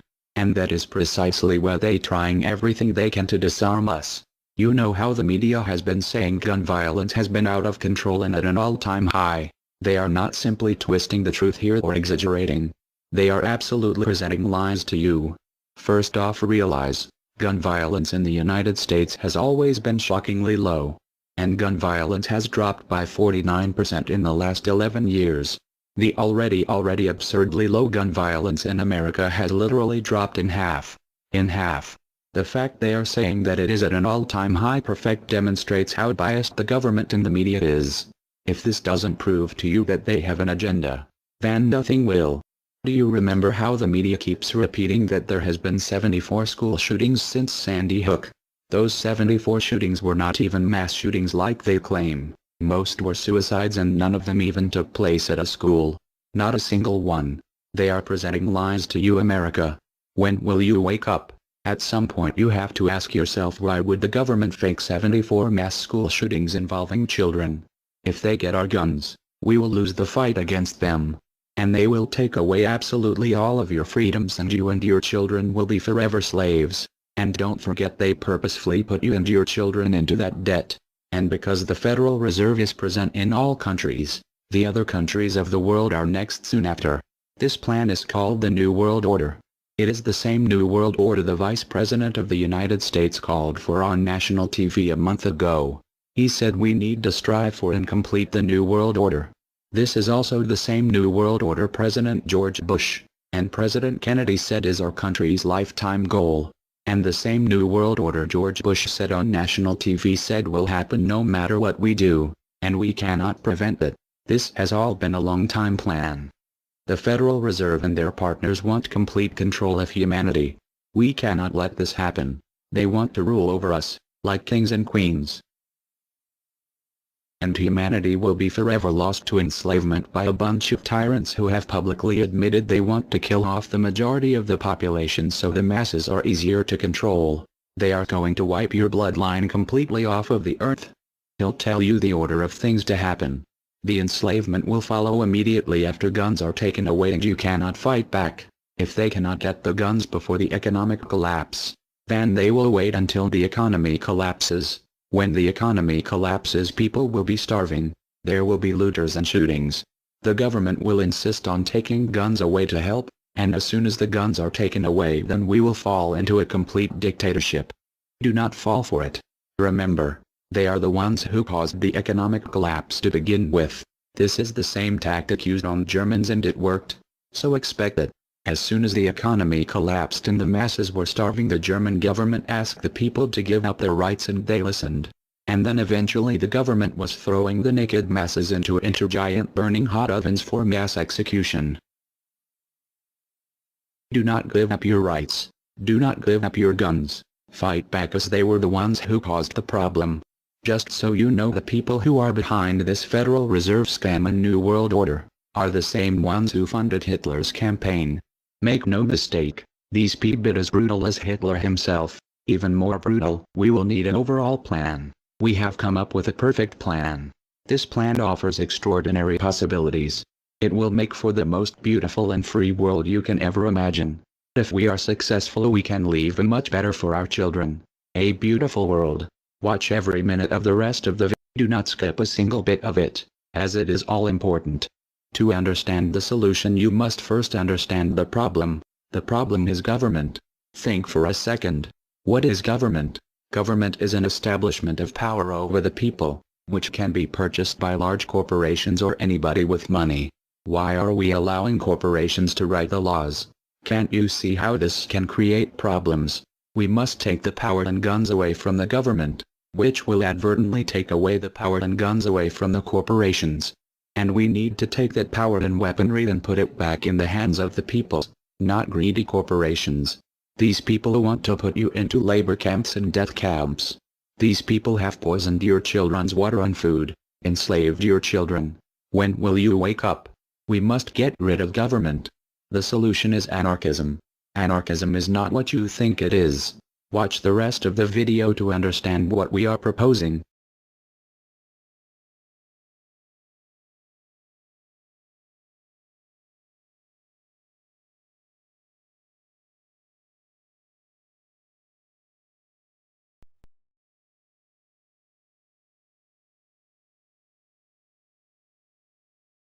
To you? Makes perfect sense. Okay. Anybody else want to throw anything out at us? Sir? I think you're an anarchist and you don't know it yet.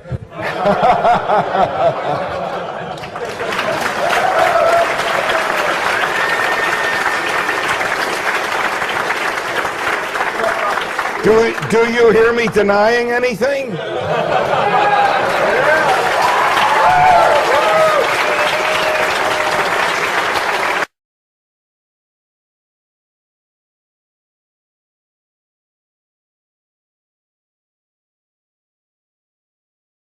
Many people, when they hear the word anarchy, think of chaos and mayhem. So they assume that an anarchist must be in favor of disorder and violence. That is the complete opposite of the truth. Most objections and complaints about the anarchist or voluntarist philosophy are not actually about the philosophy itself, but result from people misunderstanding what the philosophy is all about. To illustrate a few points, we will use the example of two fictional islands. Authoritania, where there is a ruling class or government, and Anarchia, where there is no ruling class of any kind. We will use these islands to examine several common misconceptions about anarchism. Lots of people think anarchy means every man for himself, or survival of the fittest, or the absence of any social cooperation or organization. They think that anarchy means everyone has to be self-sufficient. This comes from the false assumption that some kind of government is necessary for any organization to occur. Whether it's part of a republic, a democracy, a kingdom, or a dictatorship, a ruling class issues orders called laws and punishes anyone who disobeys them. That is not cooperation. That's domination. It's one group forcing its will on another. Authoritarianism can be used to force people into organized patterns, but that does not mean that people are incapable of organizing their activities without being forced. The most productive and useful examples of organization that we see today are anarchistic in nature. No one was forced to build the grocery store you go to. No one was forced to produce or sell anything in it. Everyone involved in the vastly complex operation of growing your food, transporting it, displaying it in the store, and selling it to you, everyone involved participates voluntarily, working in exchange for money. You and all the other store customers choose freely which store to go to and what to spend your money on. This purely voluntary arrangement allows for an amazingly complex degree of organized cooperation without anyone being coerced to participate. In contrast, under government, a very small group of people comes up with an idea and forces everyone else to participate in it and provide for its funding with tax dollars. In the authoritarian version of a supermarket, the ruling class would tell people what to produce and how much, what prices to charge, and they would tell customers what they must buy and what they must pay. Anyone who did not comply with the centralized master plan would be punished in some way. That is how government does things. Which one of these would you prefer? Another common but incorrect assumption is that if there were no ruling class or no government, people would have no way of defending themselves against common criminals or foreign invaders. Again, this is simply not true. The government version of protection is inherently hypocritical. Governments will use their hired law enforcers to find and lock up some of the private thugs and thieves and prevent them from preying on people. But every ruling class gets the money for its operations by way of taxation, demanding money from its subjects and punishing those who don't pay up. Oddly, every ruling class insists that it needs to be able to forcibly control and extort money from people in this way in order to protect them from private criminals who might try to forcibly control and extort them. In contrast, if there is no government, people do not lose their inherent right to defend themselves from violence, or to defend what they have from those who would take it. Every person has this right, and they also have the right to organize and cooperate with each other to exercise that right. Organizing for mutual defense does not require any government-granted laws or authority. No one wants to be attacked or defrauded, and everyone wants to feel safe. Whether each person takes this on himself or herself individually, or whether they hire and organize others to do it on their behalf, it can be done on a voluntary basis. Those who insist that government is necessary often claim that if there wasn't a government, then smaller private gangs would spring up to enslave and rob people. Organized crime gangs exist along with government, and most people do not understand the dynamics between them and how government enriches and empowers organized crime while appearing to fight it. Black markets enrich organized crime, and money allows them to buy government protection. There's no reason to think they would do as well in an environment of freedom, where they would have fewer ways to make money and would be up against both individual and organized armed citizens. A criminal gang that's recognized as such has far less power than a gang whose aggression is perceived to be legitimate and proper. And that's the gang we call government. When thuggery is called law enforcement, and thievery is called taxation, and self-defense is called crime and terrorism, then even the widespread ownership of firearms can't do much to stop the aggression. Imagine a private gang trying to do the things that government does without the aura of authority, and imagine how a well-armed population would respond to this. The gang would fail quickly and dramatically. Another concern that people have when they first consider the idea of a stateless society is that some people are truly malicious, destructive, and sociopathic. The concern is that these people would be free to do anything they wanted and no one would stop them. But this concern is again based on a basic misunderstanding of human nature. Wherever we have a government ruling class, we still have freelance thieves and thugs who are not deterred by the laws of the politicians. In some instances, they're stopped by force by the police, or they decide not to commit a crime for fear of what the police might do to them. What makes this deterrence work is not the legislation or the official badges, but the simple threat of harm to the sociopath. It really makes no difference whether the threat comes from the police, or another citizen, or even another criminal. A sociopath doesn't care about laws or social rules. He cares about avoiding pain and hardship for himself. This is still true when a government ruling class is not involved at all.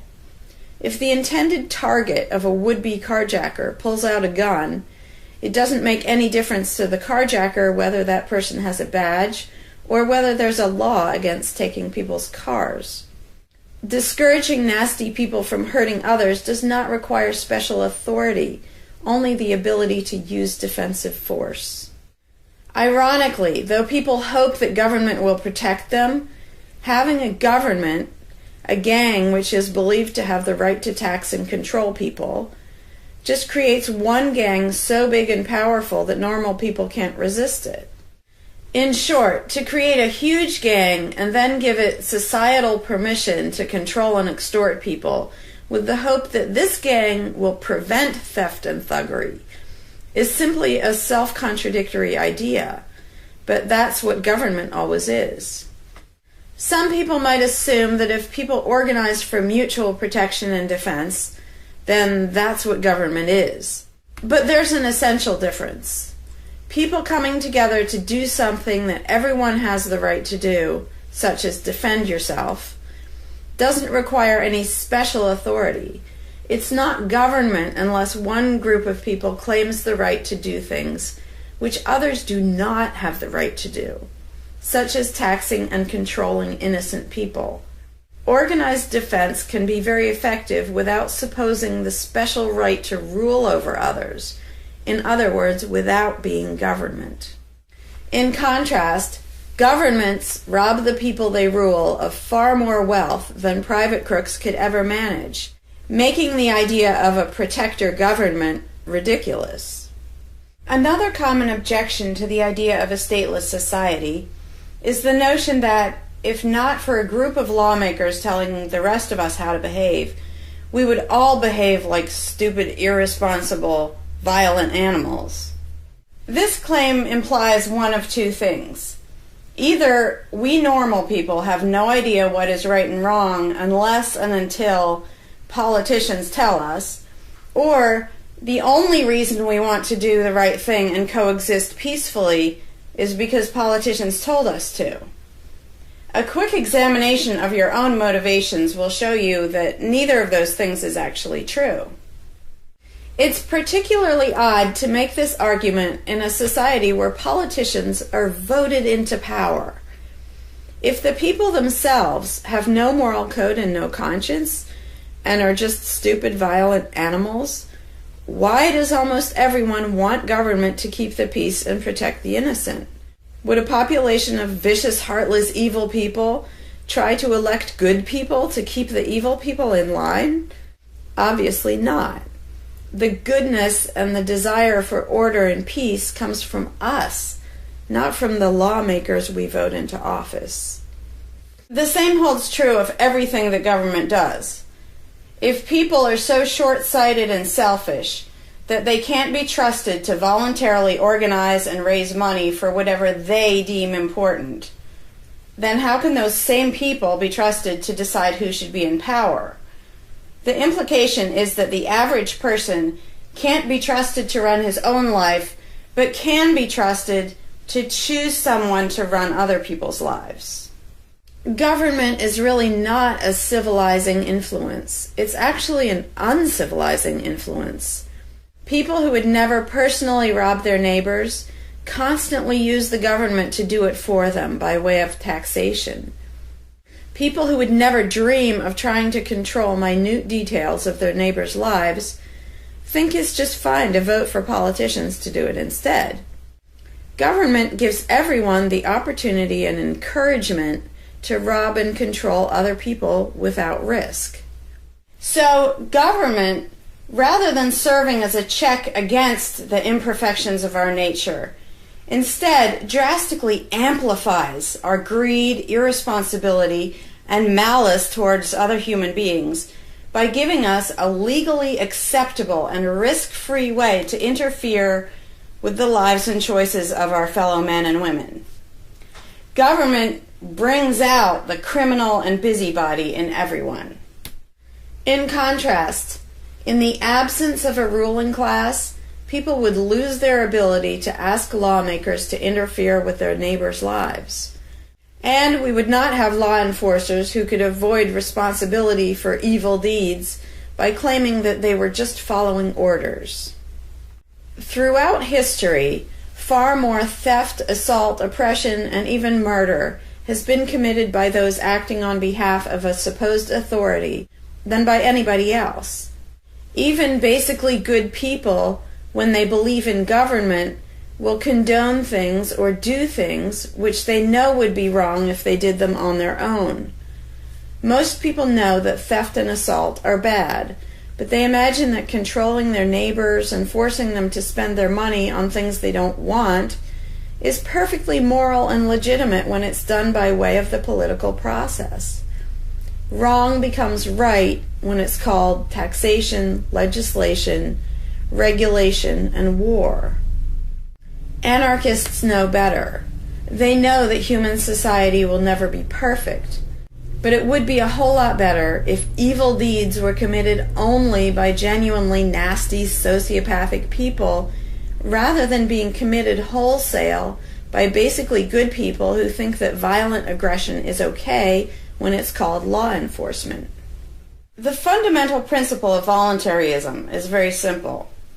It's wrong to initiate violence against any other person, regardless of badges, laws, or alleged authority. The only time the use of force is justified is to defend against aggression. Almost everyone understands this on a personal level, but they've been taught that this basic rule of social living does not apply in the game of politics and government. Most people already know how to get along with others, and most people want a peaceful and just society. Our morality doesn't come from politicians making laws. Our ability to organize and cooperate doesn't come from the ruling class. When people escape the belief in government, they don't suddenly turn into violent animals. Our inherent right to defend ourselves and our ability to defend ourselves is not served by government. In fact, it's threatened by government more than by anything else. Ruling classes do not produce peaceful coexistence, but rather perpetual conflict and violence.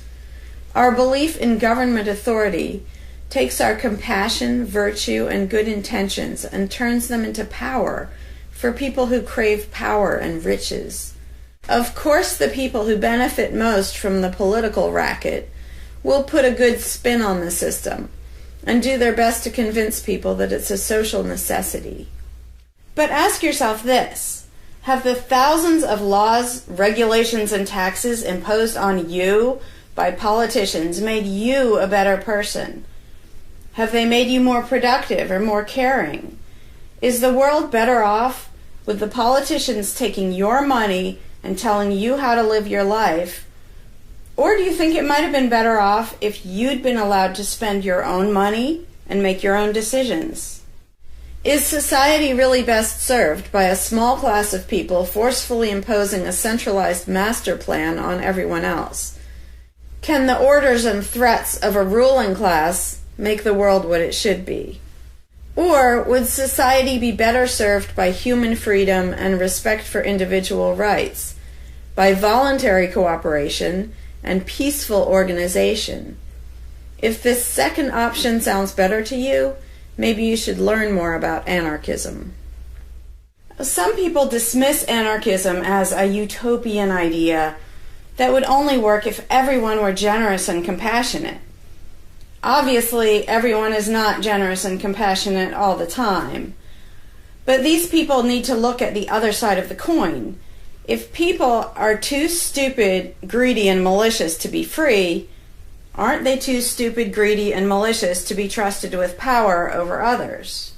Whether people are inherently good, bad, or some of each, giving a person power over others is not going to make that person better.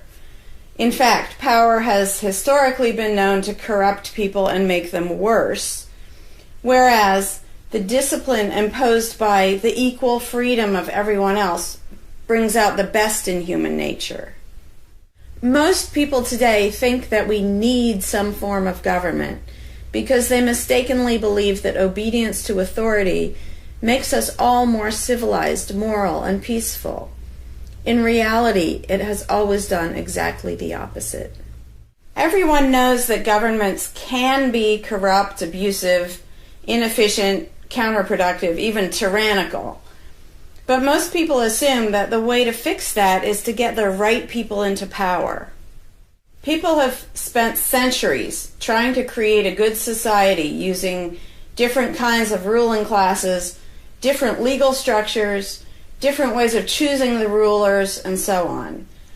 But every governmental construction has resulted in freedom and riches for some, and oppression, violence, and poverty for others. What if, instead of deciding what the throne should look like and who should sit on it, all people of goodwill embraced the non-aggression principle?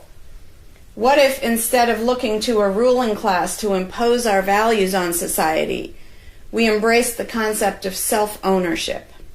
These principles are simple and easy, to the point of being self-evident, but they're diametrically opposed to the authoritarian principles that most of us have been indoctrinated with. Anarchism does not mean chaos and violence, or every man for himself. Having no government does not mean having no morality, no organization, and no cooperation. Simply put, anarchism does mean that no one is your master and no one is your slave. And that's all it means. Howdy, Larkin Rose here. I'm feeling slightly less than entirely patient and polite today, so if this video gets slightly caustic, too bad. This video is for all the people who are constantly saying, well, if not for government, we couldn't have roads, or we couldn't have police, or nobody would care for the poor, or we wouldn't be protected, whether it's from local thugs or from foreign invaders. We wouldn't have this, we wouldn't have that. So thank goodness we have government and taxes, because we wouldn't have any of those things. And the first way I'd respond to that is by pointing out the assumptions that underlie that complaint, that argument. Basically what people are saying, because let's be clear about what the terms mean, government is the people who boss everybody else around. And taxes are those people demanding money from us.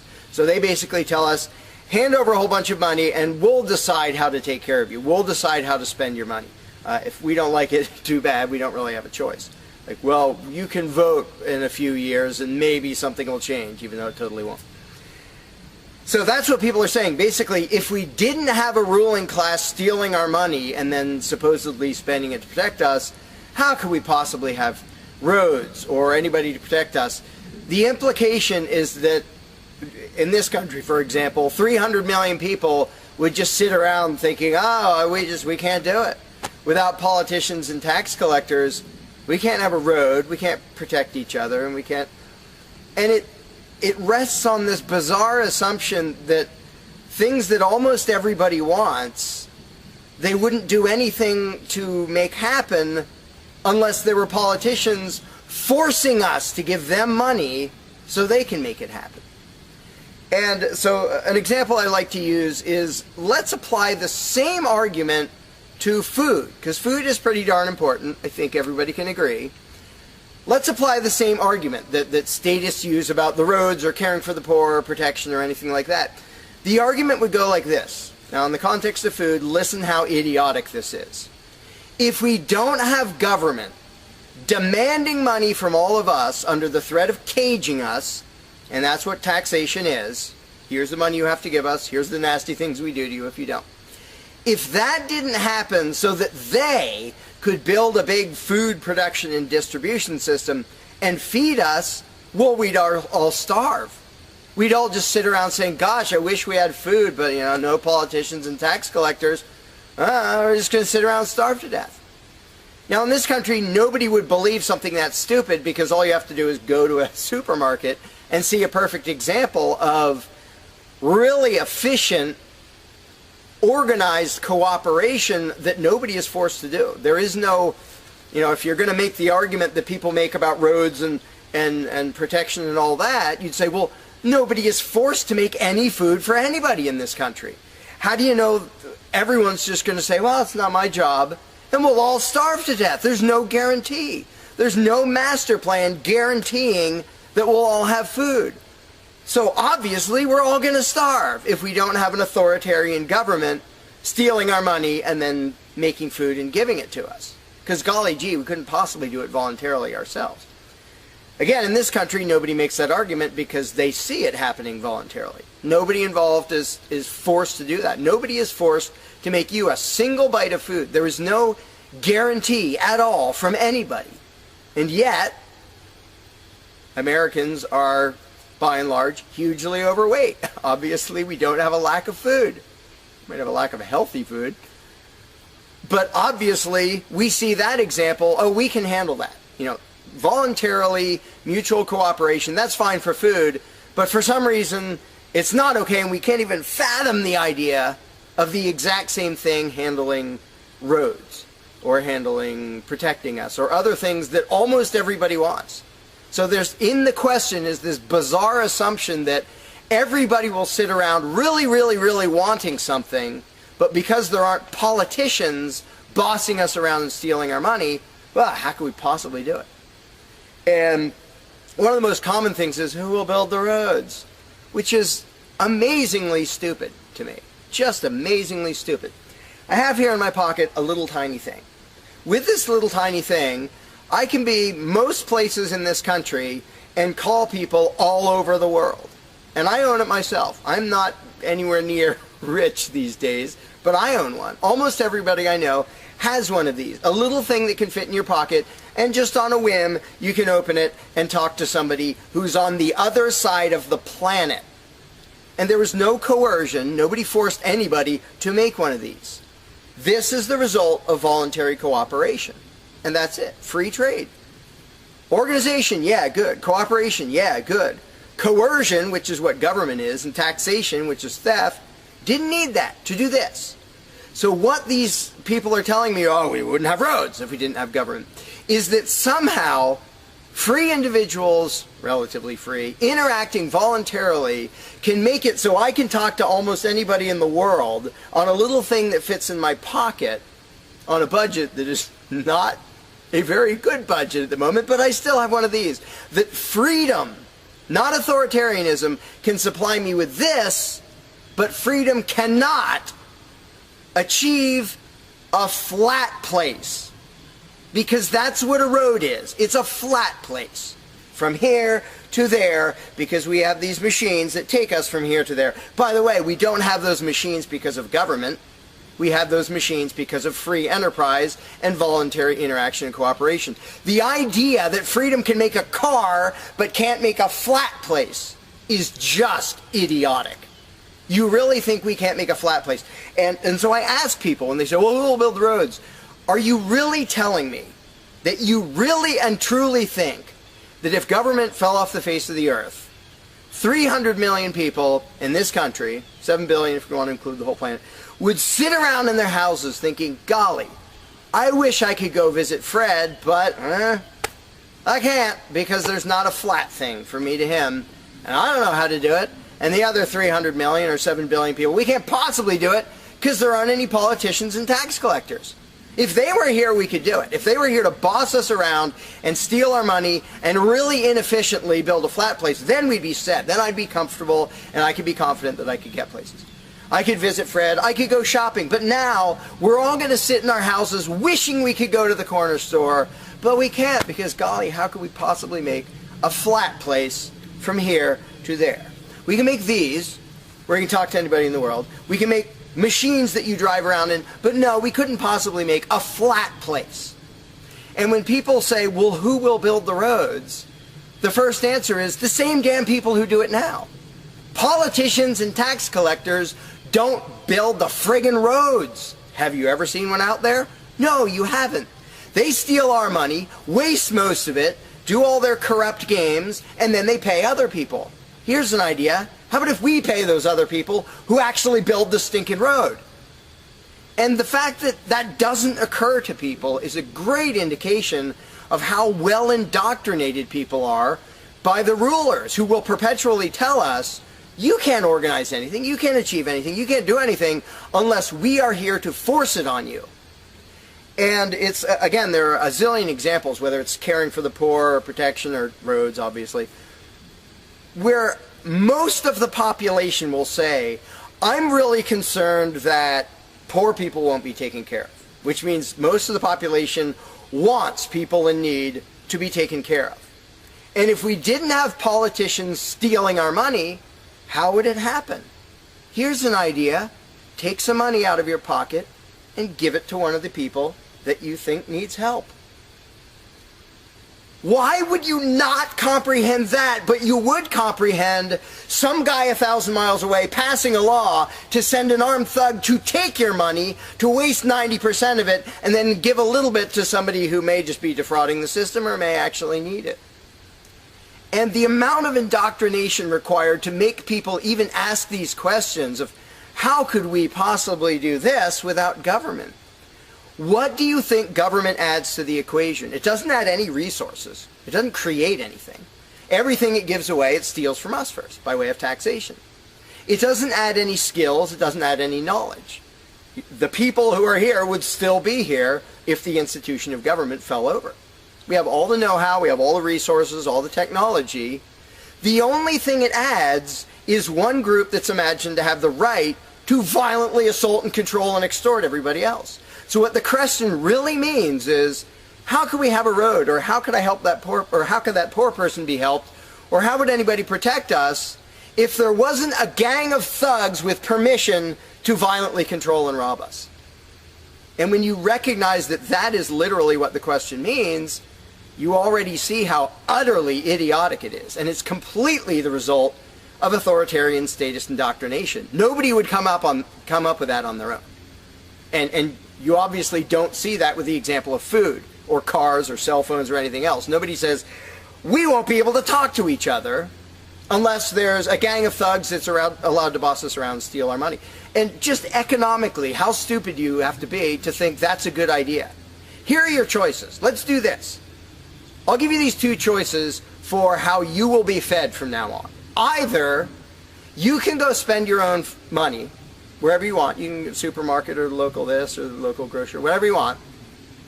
You can go decide what you want, and they'll tell you the price. You decide what you're going to buy and how much. And you can go to different places and you can shop around and you can do all that. That's option number one.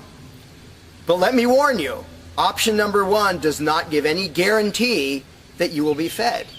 There's no master plan forcing people to feed you. So, oh my gosh, you better be really scared of that option, despite the fact that you can do it day after day and it works really darn well and feeds pretty much not only this country, but with a massive surplus. So that's option number one that apparently statists are scared of. Option number two is politicians will take as much money of yours as they decide to take. Then they will decide what, if anything, they will buy with that money in terms of food to give to you, to feed you. Do you really think that will serve you better, that that will feed you better? Yeah, I'm much more comfortable that I'll have I'll be fed, I'll be secure, everything will be okay, if a gang of thugs who doesn't really care about me, steals my money, and then decides what, if anything, to give me back from what they stole. But that is implied in the question, whatever you put in the blank. You know, how are we going to have blank if not for government? What you're saying is, how can we, the people who really want roads and food and cell phones and protection and all the things that almost everybody wants, how can we possibly have that unless we give someone permission to steal our money and boss us around and then decide what they're going to give us? And the same thing applies no matter what you put in the blank. How will we possibly do blank without government? One of the silly ones is caring for the poor. How will we care for the poor? Think of what that means. Like people, when more than half the country votes for a party to take care of the poor, it's more than half of the country saying, we're really concerned and we want to make sure that the less fortunate are taken care of, but we don't believe that normal people acting in freedom will take care of them. Well, if the people didn't care about the poor, they wouldn't win the election. By definition, if you vote for a welfare state, you're an idiot. Because either people are heartless bastards and you're going to lose, or people are compassionate and giving, and you don't need to win. Just give them your stinking money. But people play the game, and that's the Democratic Party lives off of the idiotic notion that you're all so heartless that you should vote for us to steal your money to give to the poor. And half the country falls for it. Yeah, we're all so heartless that we voted you into office for the specific purpose of taking our money to help the less fortunate. That's just freaking brilliant. How about if half the country just gave their stinking money to the less fortunate? And then the less fortunate would all be rich, because it would be 1 trillion times more efficient than the government version of welfare ever is. Also, it would be actual charity instead of mass theft and corruption and fraud and all that fun stuff. But what takes the cake, the ultimately insane thing, you know, whatever you put in that gap, how can we have blank without a parasitic ruling class and a bunch of hired thieves? It's just a stupid question, but it's extra super stupid when what's in the blank is, how will we be protected? Who will protect us from thieves and robbers if we don't have government? It's the most idiotic question. It's also the most frequent question from statists. So here's what the question literally means. If we don't give a certain gang of people permission to violently control us and take our money under threat of putting us in a cage, who will protect us from people who might commit aggression against us and take our money? Wanting government for that is exactly as brilliant as saying, we have to have a carjacker in our town, otherwise somebody might steal our cars. Government is an appointed thief. If you don't think taxation is theft, first of all, you're a really well-trained slave. Second of all, try not paying. See what happens. See if they say, oh, it's quite all right. Or if they say, no, you're going to pay, or we're going to take your stuff, or eventually we'll put you in a cage. And when people say, that's not theft, because we get something back. Learn to think. And I use this example all the time, and all I ever get is stupid looks from statists in response. If I robbed you at gunpoint of $100, and the next day I gave you a sandwich, and you said, what? I said, hey, now everything's fine, because you benefited. I gave you a service. I gave you lunch, so that retroactively makes it okay that I robbed you at gunpoint. Would you buy that argument? No, you'd say, that doesn't make it okay. Okay, you gave me a sandwich. And yet every statist makes the exact same argument when it comes to government. Well, we get some stuff for it after they demand our money under threat of violence and putting us in a cage. Then we get services or goods. And we don't get what we asked for, and we get lots of things we didn't ask for. But we kind of get something, and that retroactively makes it okay for them to say, give us this much of every paycheck you make, or we're sending men with guns to take your property. And the slaves justify their own enslavement. I'm proud to pay my taxes. I'm proud to get robbed by a parasitic ruling class and get a little bit back and feel good about it. Like, not only is that legitimate and justified, but I feel proud that I let myself get robbed by a bunch of crooks and parasites. But again, the ultimate thing is protection. When people say, who will protect us from aggressors and thugs and thieves, if we don't have a government, even though what government is, by its very nature, is a gang of aggressors and thugs and thieves. They issue commands. Every law they pass is a command backed by a threat of violence. You have to do this. You're not allowed to do that. Here are the nasty things we will do to you if you get caught disobeying. I mean, everybody knows that, even though they don't usually say it in terms that blunt and honest and accurate. But to say we need taxes to be protected is as stupid as you can get.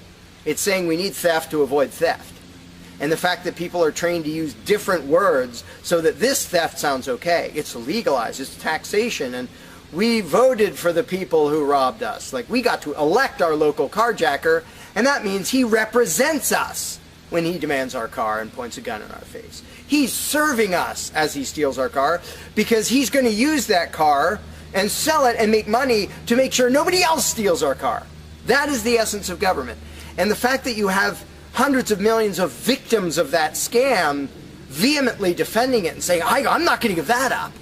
I don't want to give up government. Who would protect us? I don't want to give up the biggest aggressor on the planet, the biggest thief on the planet. Look at your tax bill and see how much private crooks steal from you. So before you ask that question, before you ask, how could we possibly have roads or protection or water or air or Christmas or Santa Claus or any of the zillion things that statists imagine we can't possibly have without a ruling class, think about what the question actually means. Because when you get to the point where you understand the implications of your own question, asking how can we possibly have this without a parasitic gang of thugs robbing us, when you actually understand what you're really asking, you won't ask the question because you will realize it's completely freaking idiotic.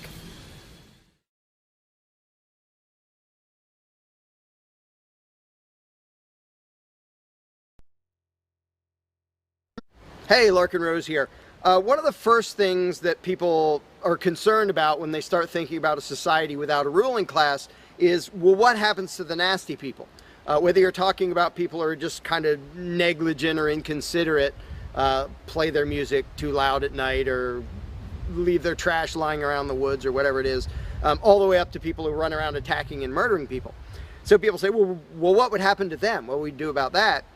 Some people even go so far as to say, if not for government, there would be nothing to stop people from committing murder and doing whatever other nasty stuff. And it's funny because when somebody says that, there would be no consequences, they could do whatever they wanted and nobody would stop them, the person saying that is implying that he isn't going to do anything. If there's someone running around attacking and murdering innocent people, the guy who said nothing will happen to them, obviously he's not going to do anything or something would happen to them. But not only is he demonstrating his own cowardice when he said there would be nothing to stop murderers, he's also projecting his own immaturity and irresponsibility onto the rest of the world, because he's also saying the other 7 billion people wouldn't do anything about it, which obviously isn't true. I would, wouldn't you? If somebody was running around murdering your neighbors, would you just go, well, there aren't politicians and there's nobody with a badge and we don't have tax collectors and bureaucrats, so oh well, I guess they're just out of luck, they're going to get murdered. And would you not even protect yourself if there wasn't government? Obviously, lots and lots of people, all the sane people, would do whatever they could to protect themselves and defend the innocent.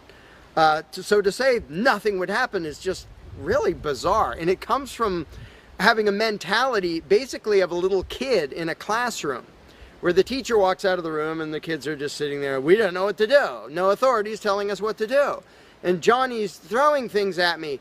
And there's no teacher to stop him. Ah!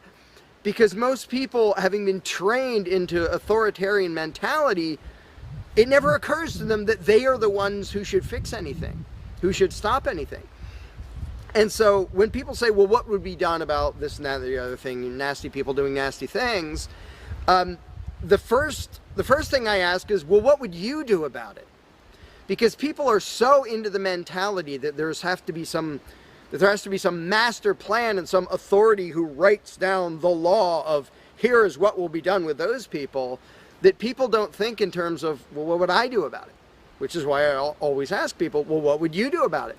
You're a person just as much as me and just as much as the other 7 billion. What would you feel justified in doing if somebody was polluting or playing their music too loud at night or running around murdering people or whatever in between you can think of? Any nasty thing, what would you feel justified in doing about it? Because there's a very basic rule of being a moral human being, which is if it would be wrong for you to do something, don't ask anybody else to do it. And the rule is so simple, so self-evident and obvious that most people will go, well, duh, of course. Trouble is, nobody in the world who believes in government abides by that rule. Nobody. I don't care if you're a constitutionalist, Democrat, Republican, fascist, communist, anything, any kind of statist. There is nobody who believes in government who abides by the most basic rule of morality, which is if it's wrong for you to do something, don't ask somebody else to do it. Because every single candidate, every party, every government always does things that the voters know they themselves have no right to do. And to say something like, well, I'm voting for the guy who's going to tax you less. Well, do you have the right to rob me a little bit less than the other guy? No, you don't. So telling me that, well, somebody was going to rob you more, but I voted for the guy to rob you a little bit less, you are still violating the basic rule of being a human being. If it's wrong for you, don't ask somebody else to do it. Well, that's kind of the second basic rule, the first one being the non-aggression principle. And they actually go together quite well.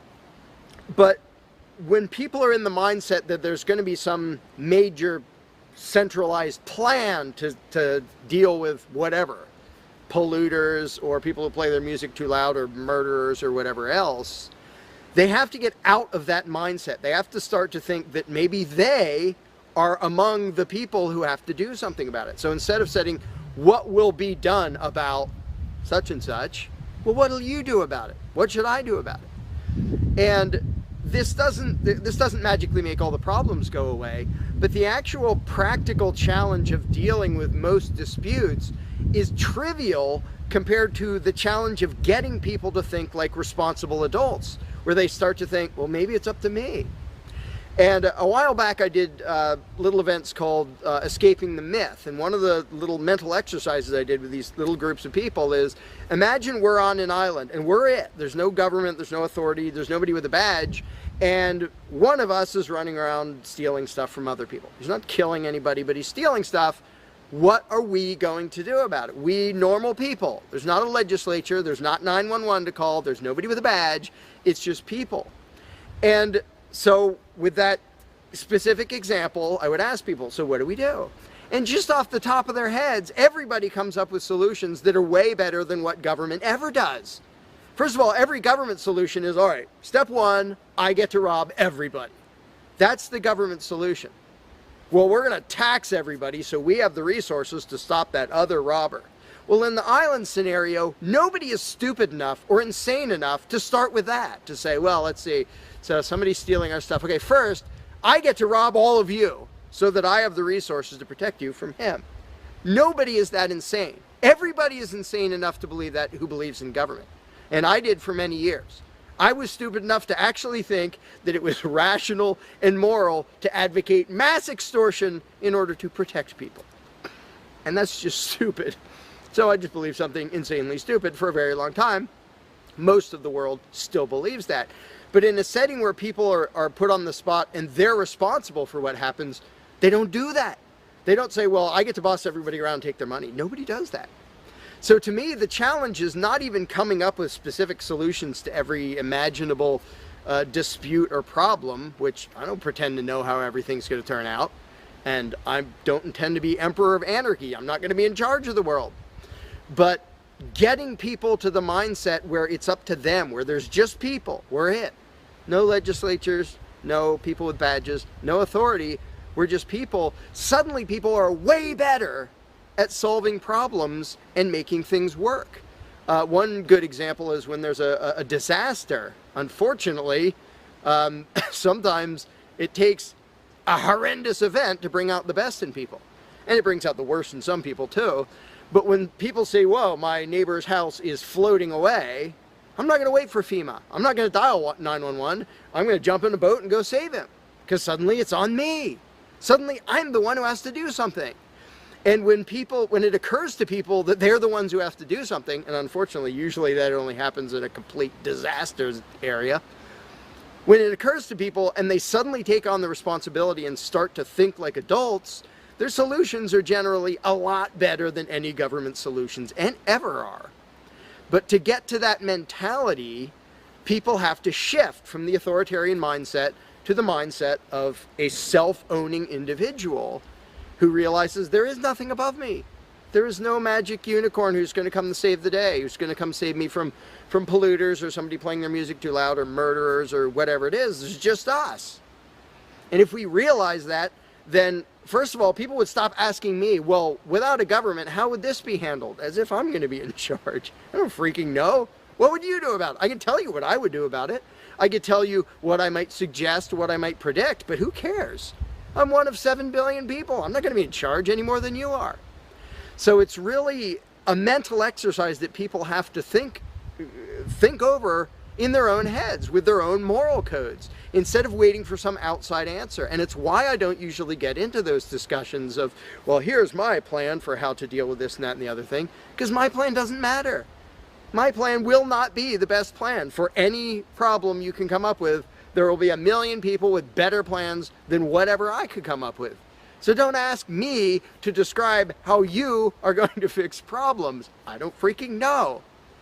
And you can see the mind shift in people when they grasp that they own themselves and they suddenly realize, oh, okay, well, yeah, there are things we can do to settle disputes, to protect ourselves from attackers, to do this or that or the other thing. But the first step is just grow up.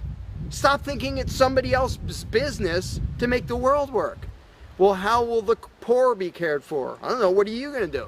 Well, how will we be protected from this? I don't know. What are you going to do about it?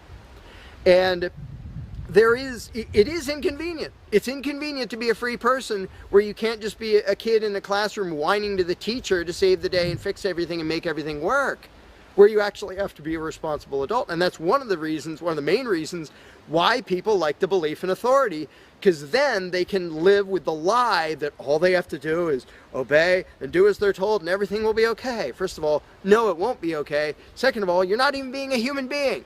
You just threw your free will out the window and became somebody's slave in the hopes that that would help humanity. It doesn't help humanity for you to be a slave. It doesn't help humanity for everybody else to be a slave.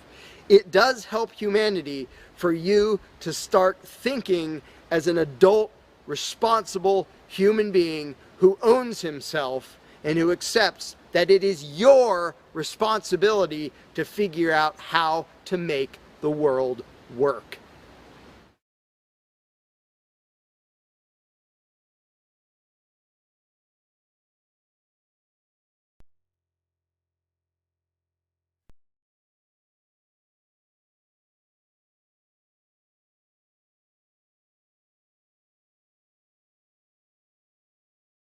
You cannot begin to imagine in how many ways the world is the opposite of what you have been taught to believe.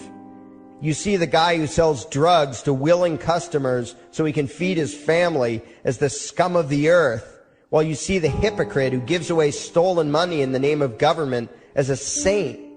You see the guy who tries to avoid being robbed by the federal thugs as a crook and a tax cheat, but see as virtuous the politician who gives away the same stolen loot to people to whom it does not belong.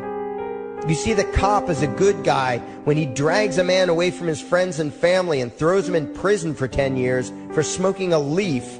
And you see anyone who defends himself from such barbaric fascism as the lowest form of life, a cop killer.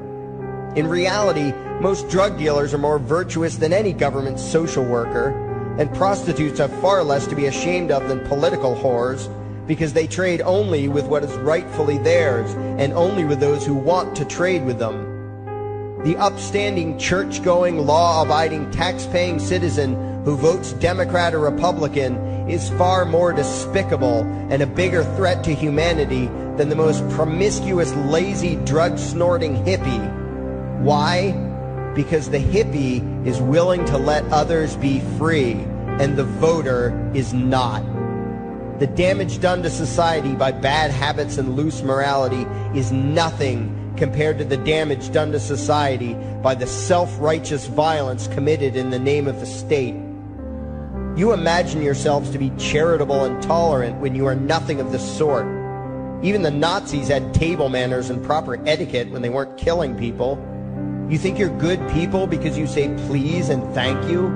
You think sitting in that big building on Sunday makes you noble and righteous?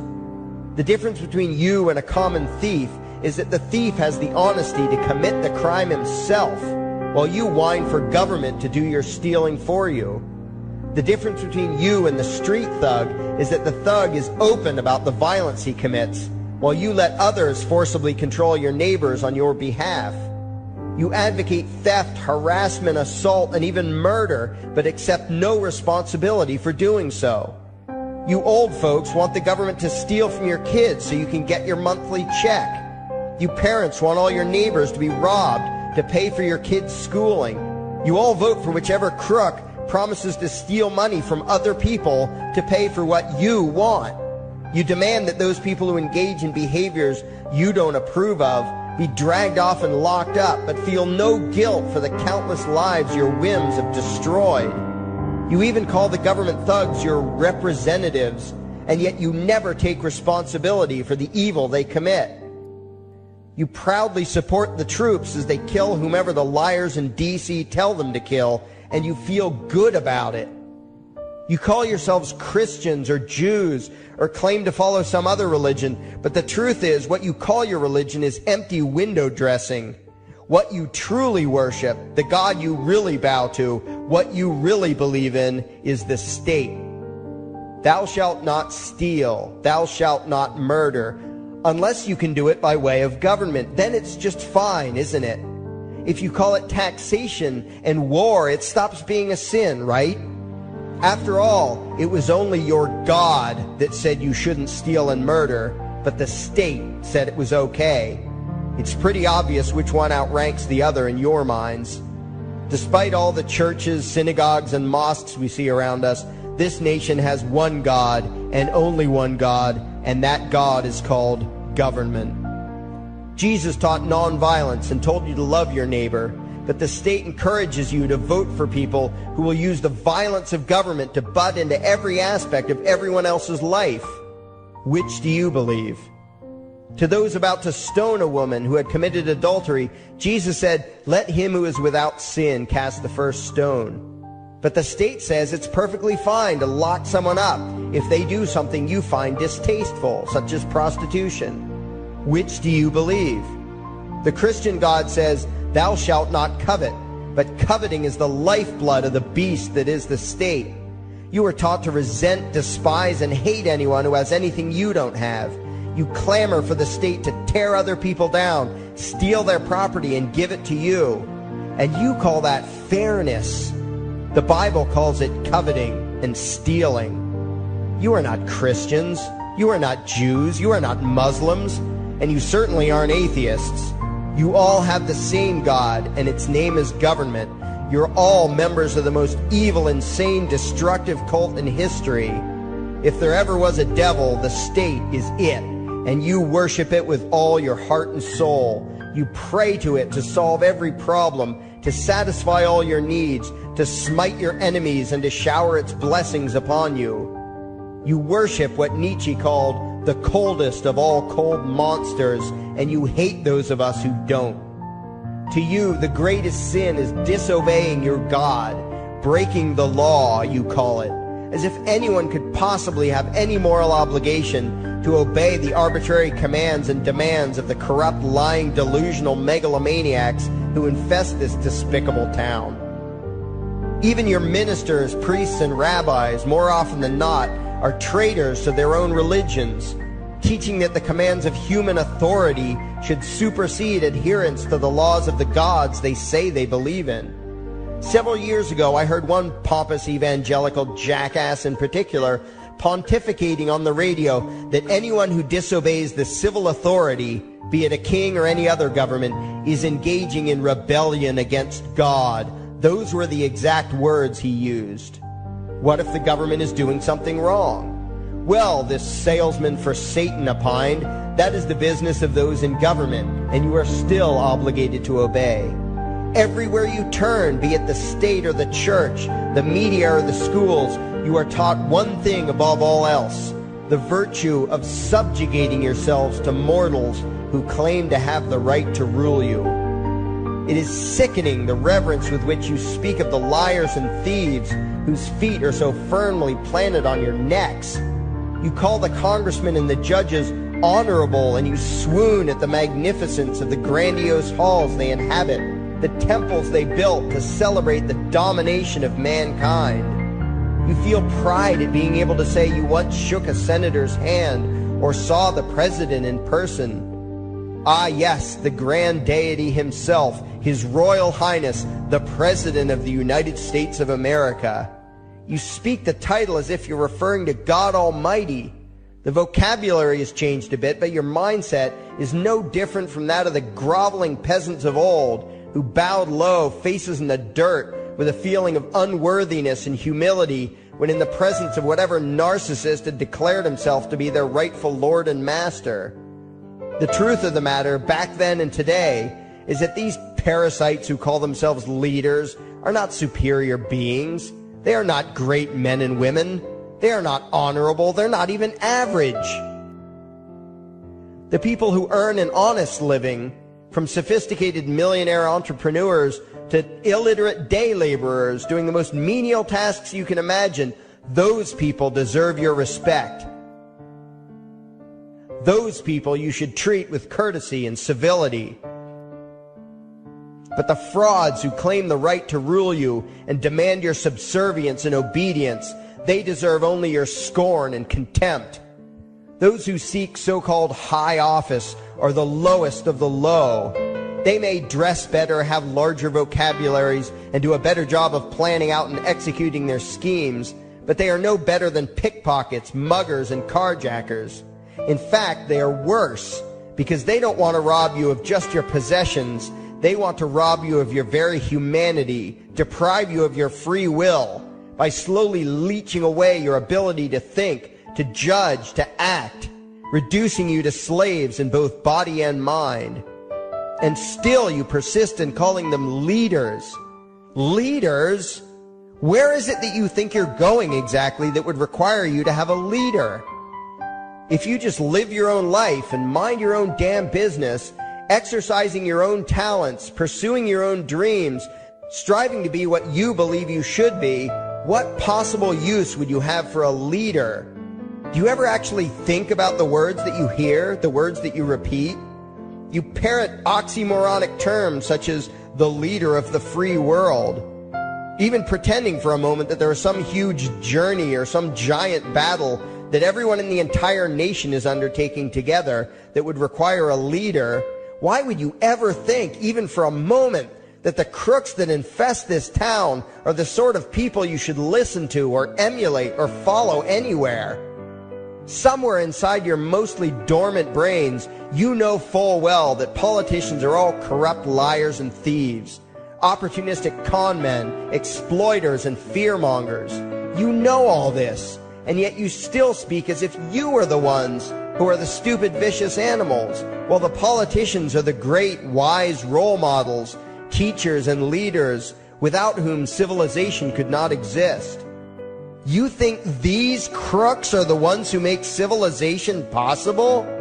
What belief could be more absurd?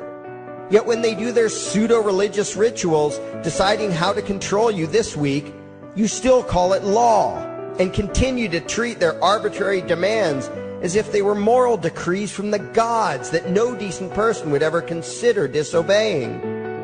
You have become so thoroughly indoctrinated into the cult of state worship that you are truly shocked when the occasional sane person states the bleeding obvious. The mere fact that the political crooks wrote something down and declared their threats to be law does not mean that any human being anywhere has the slightest moral obligation to obey. Every moment of every day, in every location and every situation, you have a moral obligation to do what you deem to be right, not what some delusional bloated windbag says is legal. And that requires you to first determine right and wrong for yourself, a responsibility you spend much time and effort trying to dodge. You proclaim how proud you are to be law-abiding citizens and express your utter contempt for anyone who considers himself above your so-called laws. Laws that are nothing more than the selfish whims of tyrants and thieves. The word crime once meant an act harmful to another person. Now it means disobedience to any one of the myriad of arbitrary commands coming from a parasitical criminal class. To you, the term crime is nearly synonymous with the word sin, implying that the ones whose commands are being disobeyed must be something akin to gods, when in truth they are more akin to leeches. The very phrase, taking the law into your own hands, perfectly expresses what a sacrilege it is in your eyes for a mere human being to take upon himself the responsibility to judge right from wrong and to act accordingly, instead of doing what you do, unthinkingly obeying whatever capricious commands this cesspool of maggots spews forth. You glorify this criminal class as lawmakers and believe that no one is lower than a lawbreaker, someone who would dare disobey the politicians. Likewise, you speak with pious reverence of law enforcers, those who forcibly impose the politicians' every whim upon the rest of us. When the state uses violence, you imagine it to be inherently righteous and just, and if anyone resists, they are, in your eyes, contemptible lowlifes, lawless terrorist criminals. Like the lawless terrorist criminals who helped slaves escape the plantations. Like the lawless terrorist criminals who helped Jews escape the killing machine of the Third Reich. Like the lawless terrorist criminals who were crushed to death under the tanks of the Red Chinese government in Tiananmen Square. Like all the lawless terrorist criminals in history who had the courage to disobey the never-ending stream of tyrants and oppressors who have called their violence authority and law. And that includes the lawless terrorist criminals who founded this country. Everything you think you know is upside down, backwards, and inside out. But what has to take the cake, the height of your insanity, is the fact that you view as violent terrorists the only people on the planet who oppose the initiation of violence against their fellow men. Anarchists, voluntarists, and libertarians. We use violence only to defend ourselves against someone who initiates violence against us. We use it for nothing else. Meanwhile, your belief system is completely schizophrenic and self-contradictory. On the one hand, you teach the young slaves that violence is never the answer. Yet out of the other side of your mouths, you advocate that everyone and everything, everywhere and at all times be controlled, monitored, taxed, and regulated through the force of government. In short, you are teaching your children that the masters may use violence whenever they please, but the slave should never resist. You indoctrinate your children into a life of unthinking, helpless subservience.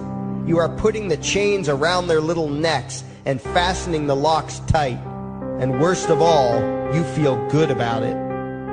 Out of one side of your mouths, you condemn the evils of fascism and socialism and lament the injustices of the regimes of Hitler, Stalin, and Mao. While out of the other side of your mouths, you preach exactly what they did. The worship of the collective, the subjugation of every individual to that evil insanity that wears the deceptive label, the common good. You babble on and on about diversity and open-mindedness, and then beg your masters to regulate and control every aspect of everyone's lives, creating a giant herd of unthinking conformist drones. You wear different clothes and have different hairstyles, and you think that makes you different. Yet all your minds are enslaved to the same club of masters and controllers. You think what they tell you to think, and do what they tell you to do, while imagining yourselves to be progressive, thinking, and enlightened. From your position of relative comfort and safety, you now condemn the evils of other lands and other times, while turning a blind eye to the injustices happening right in front of you. you tell yourself that had you lived in those other places, in those other times, you would have been among those who stood up against oppression and defended the downtrodden. But that is a lie. You would have been right there with the rest of the flock of well-trained sheep, loudly demanding that the slaves be beaten, that the witches be burned, that the nonconformists and rebels be destroyed. How do I know this? Because that is exactly what you are doing today. Today's injustices and oppressions are fashionable and popular, and those who resist them, you tell yourselves, are just malcontents and freaks, people whose rights don't matter, people who deserve to be crushed under the boot of authority. Isn't that right? You bunch of spineless, unthinking hypocrites, look in the mirror. Take a good look at what you imagine to be righteous and kind. You are the devil's plaything. The crowds of thousands wildly applauding the speeches of Adolf Hitler, that was you. The mob demanding that Jesus Christ be nailed to the cross, that was you. The white invaders who celebrated the wholesale slaughter of those godless redskins, that was you. The throngs filling the Colosseum, applauding as the Christians were fed to the lions, that was you. Throughout history, the perpetual suffering and injustice occurring on an incomprehensible scale, it was all because of people just like you. The well-trained, thoroughly indoctrinated conformists, the people who do as they're told, who proudly bow to their masters, who follow the crowd, believing what everyone else believes and thinking whatever authority tells them to think. That is you. And your ignorance is not because the truth is not available to you. There have been radicals preaching it for thousands of years. No, you are ignorant because you shun the truth with all your heart and soul. You close your eyes and run away when a hint of reality lands in front of you. You condemn as extremists and fringe kooks those who try to show you the chains you wear because you don't want to be free. You don't even want to be human. Responsibility and reality scare the hell out of you, so you cling tightly to your own enslavement and lash out at any who seek to free you from it. When someone opens the door to your cage, you cower back in the corner and yell, "Close it, close it." Well, some of us are finished with trying to save you. We've wasted enough effort trying to convince you that you should be free. All you ever do is spout back what your masters have taught you, that being free only leads to chaos and destruction, while being obedient and subservient leads to peace and prosperity. There are none so blind as those who will not see. And you nation of sheep, would rather die than see the truth.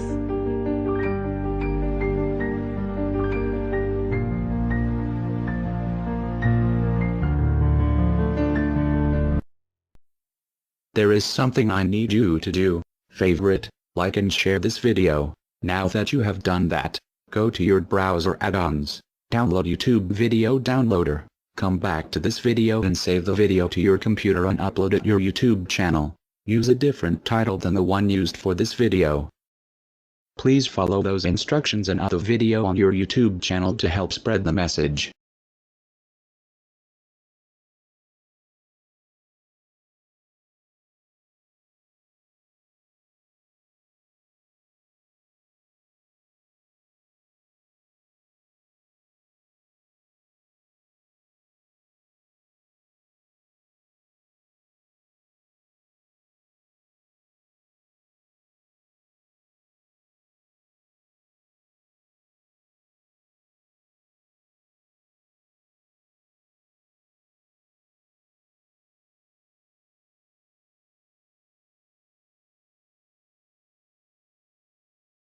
If you did not understand the instructions to download videos from YouTube, look it up on YouTube. There are some YouTube videos explaining on how to do so. It's very easy. If you do not host this video account, you are not doing your part to get the message out there, and you are part of the problem. And thanks for watching. Anonymous now has a new YouTube channel. It is called Anarchy World. To find our new YouTube channel, you need to type in Anarchy World in the official YouTube search bar. There are no spaces in Anarchy World. Do not type it in the address bar because you will find a different YouTube channel called Anarchy World.